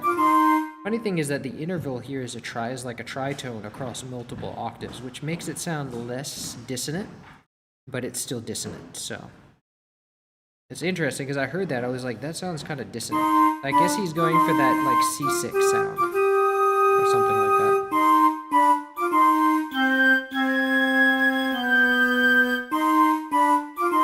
It's not always a tritone. We have D sharp here and a C here, so sometimes it's a third. Nice. Let me make sure there's no woodwinds, because the bassoon is a woodwind, and so I want to include that in there. So after that, I think that's when the bassoon comes in. No, that's the, yeah, the bassoon does come in, but it's in this channel. So let's copy that stuff. And the bassoon panning is 22% left in this song. Whereas before, in the caves, it was 25% right. So it's going to change that one too. So let's go to the bassoon. We're going to drag the next available knob to the panning. And I want to make sure that in the melody or harmony or whatever, as long as something changes it, that's when I go to this panning, I'm going to control I and insert what's already there so that it stays the way it is. But then when we go to the winds, I want it to be 22%. I want it to turn into 22% left. And then, now that I've changed that, I'm going to control I and that. So now when it comes here, it's going to be that part. And we're going to put that... What's the channel? Is it 8? Yep, that's it.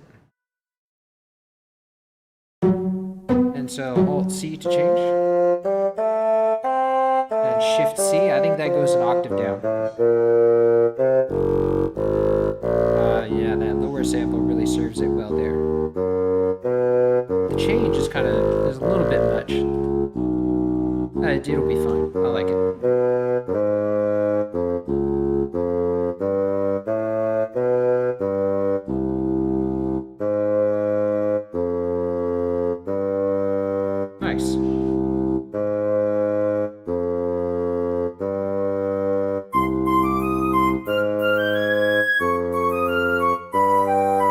let me check the panning on the piccolo. So the piccolo is 45% left. What do we have for the piccolo right now? 46% left. That's basically the same thing. Yeah. Okay.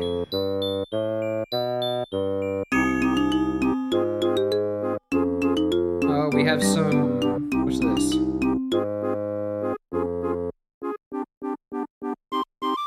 Oh yeah, the flute has some a bunch of staccato notes there. I think that should be there already. Yeah, there it is.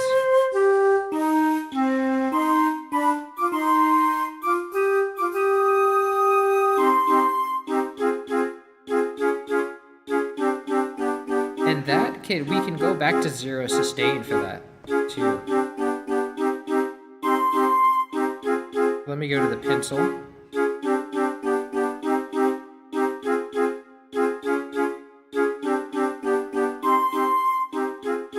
Yeah, there we go. Give it some staccato so it's not just start and stop.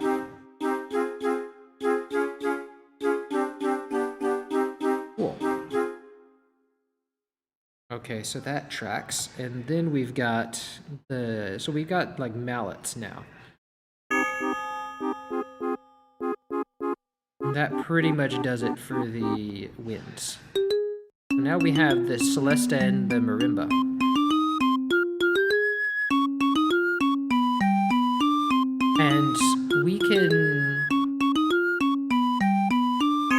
And we're gonna use regular marimba for this because it's not really in the bass range.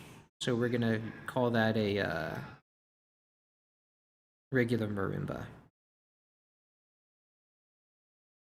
And that'll be in 14. We should be able to send it to the bass marimba channel.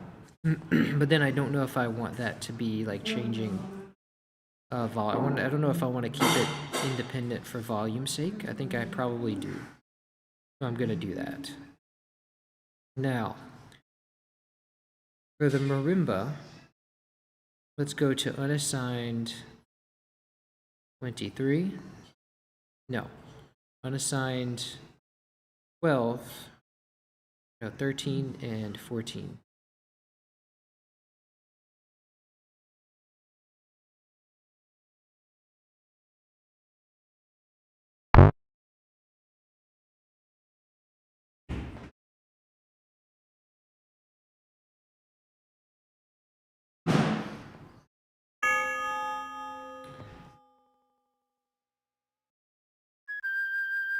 Okay, we'll call this marimba, and it's so...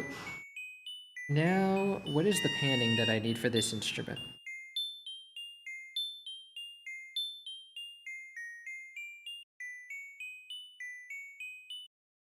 That's not that it. This is center, so I don't need to do anything. Let's turn it up a bit.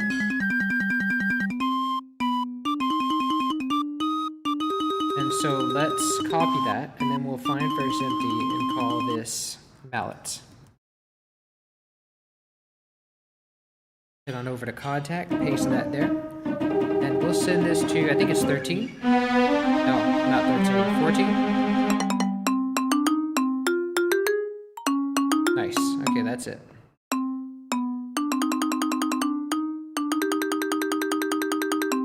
Now this, I think it has plenty of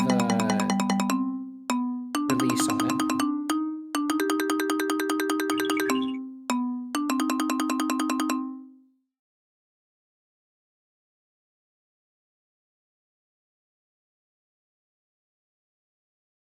Hold on 1 second.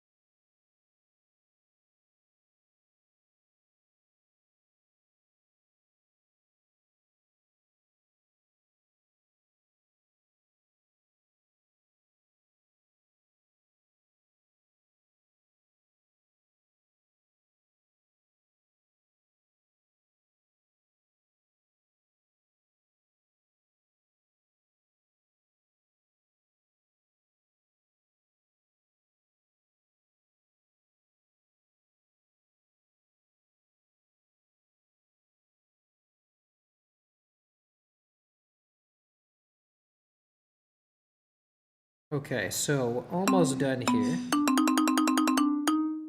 Just need to mix this marimba.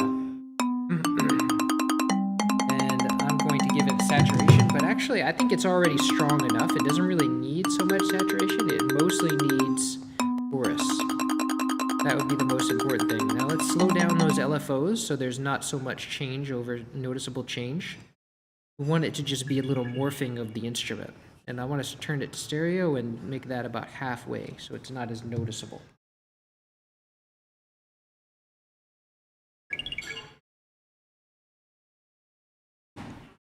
Okay, so let's see how that sounds. And then that's already a massive improvement. Let's give it reverb. Nice. That's great. I don't think I need to do anything else, honestly.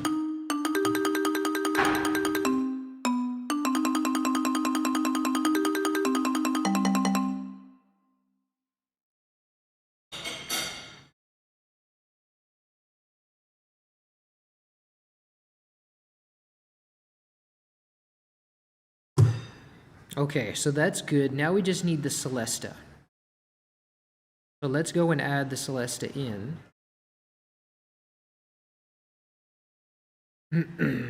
I think I'm going to run out of space in this contact channel soon. I might have to start a new contact channel.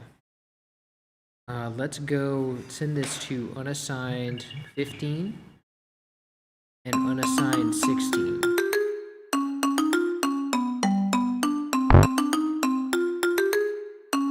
And then we will send that to the next available mixer out, which is, oh, I think I need to add that. Yeah.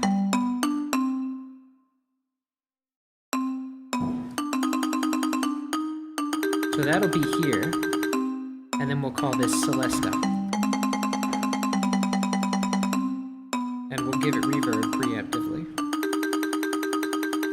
And then I'll go and grab the Celesta notes, which is just all these right here. So let's place them directly after the marimba.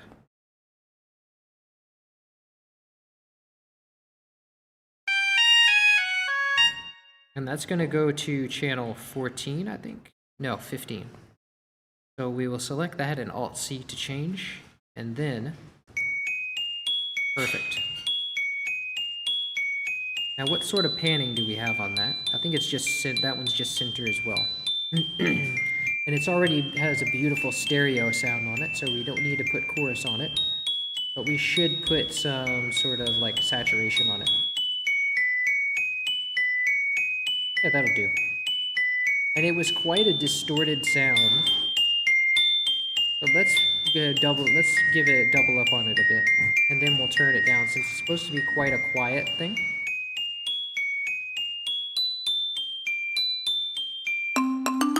Nice. Okay, so now let's add one. Oh, well, actually, there's also the sound effects to consider.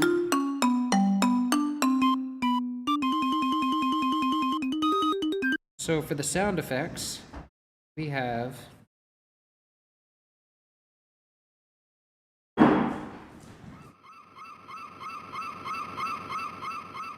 the seagulls. We also have the seashore sound, and I think that's just going to be... Oh wait, part of that is the wind. This is the wind right here.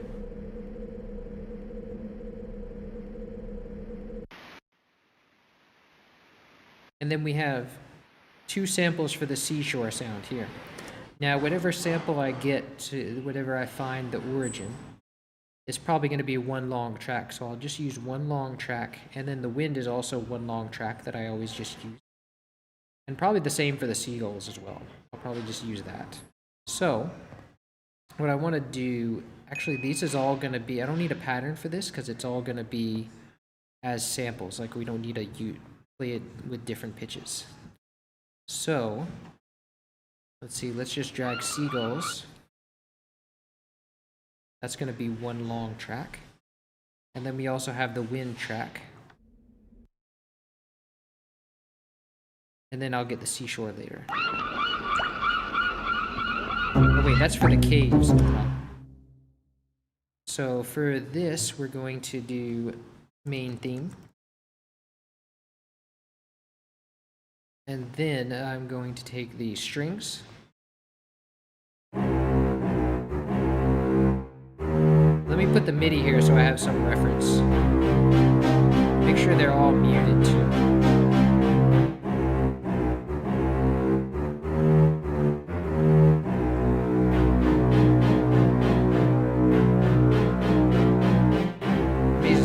Let me open that up a bit so that I can see it.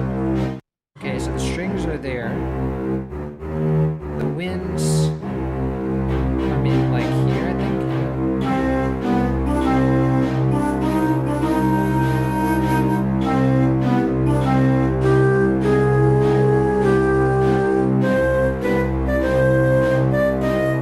And then the mallets come in like here.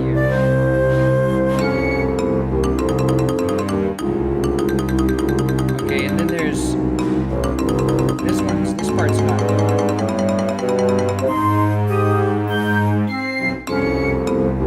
Actually,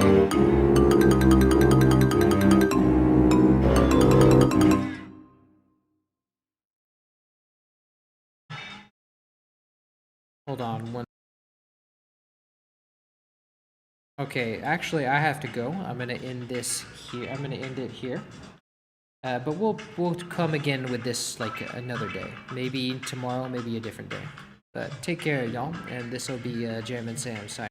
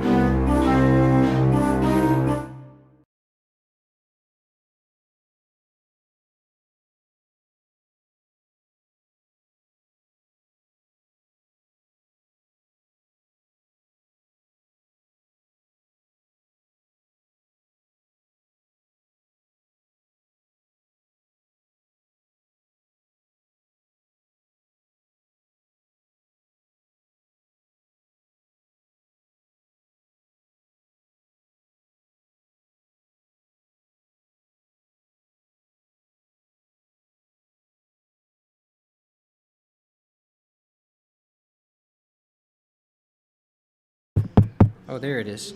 Now it's working. So I think my internet is quite bad, so I'm barely coming through at all. So I think we're almost done here. I just need to put the sound effects, and then if it's coming through, then great. If not, then we'll pick that up tomorrow. So we'll put the seagulls here, and the seagulls are really permeating throughout the piece in little bits. But I think we can have, it's one long track, so we can just kind of have them like go. But we want it to be like a low sound. I don't know if that would be annoying though. It might be a little, it might get a little annoying.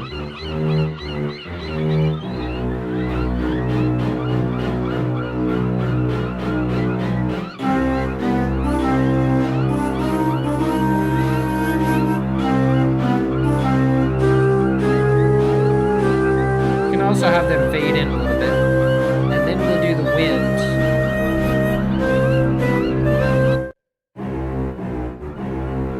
And then we'll have the wind come back in again.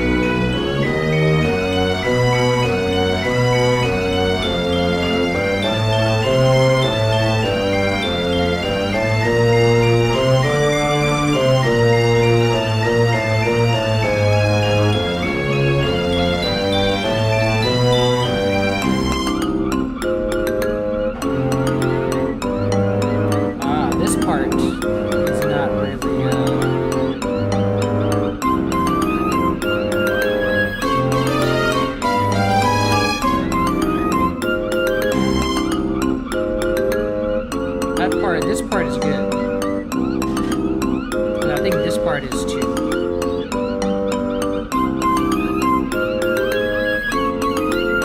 Okay, cool. So the end of the seagull seems to just match.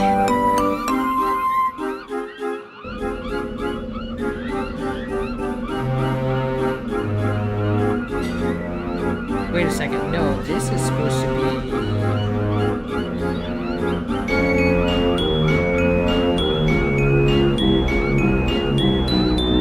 I see. This is the staccato elements here are supposed to be part of the are supposed to be over here. It's supposed to be on top of the yeah, there we go. This should probably be here, I guess. I don't know.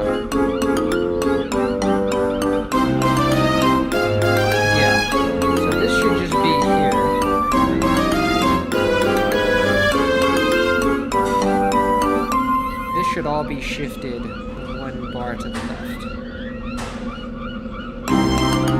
And then that's where the song ends.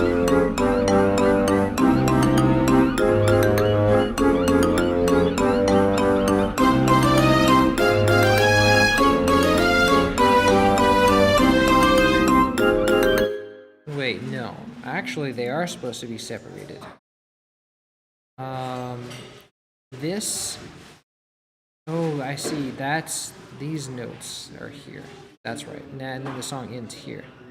And then the sound effects end here.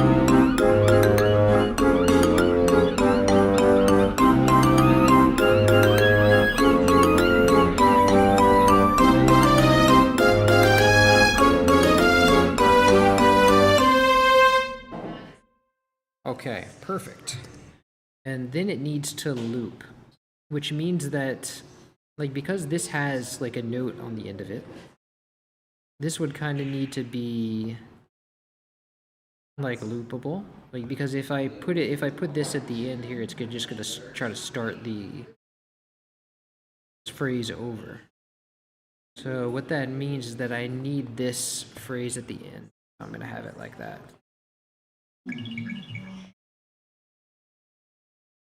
Because that's like technically a unique bar.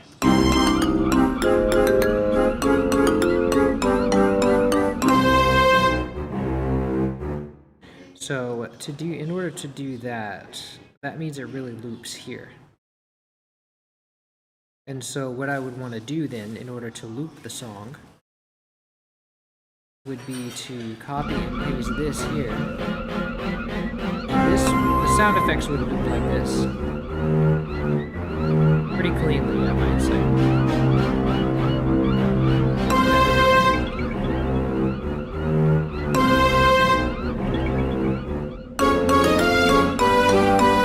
then I can just say, hey, this will like cut off. Yeah, there we go. Nice. Okay, that's pretty clean.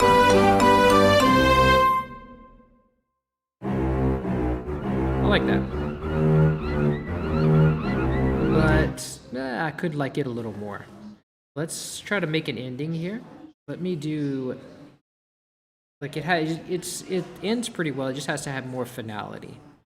Let's merge these clips. And then we'll do da da da dee doo. So because it ends with like 4 5 1. So let's end that with the bass going down. But then da da da da dee. So we'll have the melody go up. Da da da da dee. Da da da da da. But actually I do like the F a lot.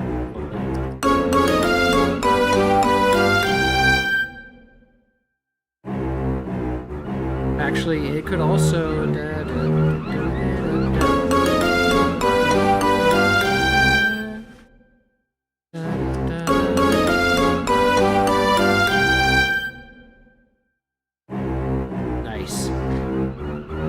Let's also make this note longer.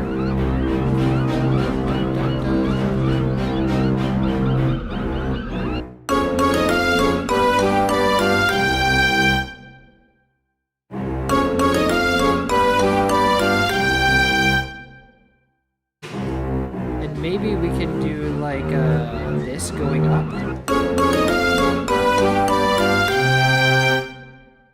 And then going like down here.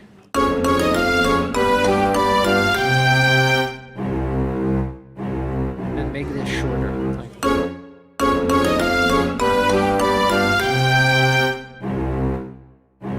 Nice, I like that.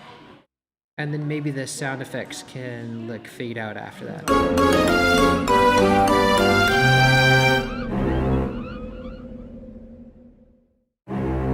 Yeah, let's do that. Have that one fade out right there.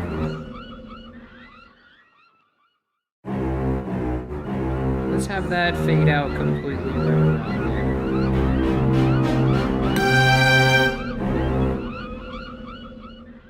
But I kind of want it to fade out quicker than that, like start here.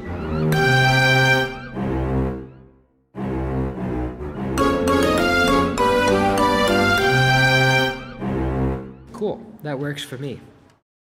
Okay, so with that being said, welcome Jamie Martin. You're coming in just at the end, unfortunately. And I think it's not even, like my connection is just so bad I'm not even able to continue. So yeah, I think at least we're done now. This is a good place to cut it off. But we'll come back tomorrow with this or something else. We'll see what I want to do. Anyway, yeah, this was a great, thanks for a great stream, y'all. Take care and have a nice rest of your day. Cheers.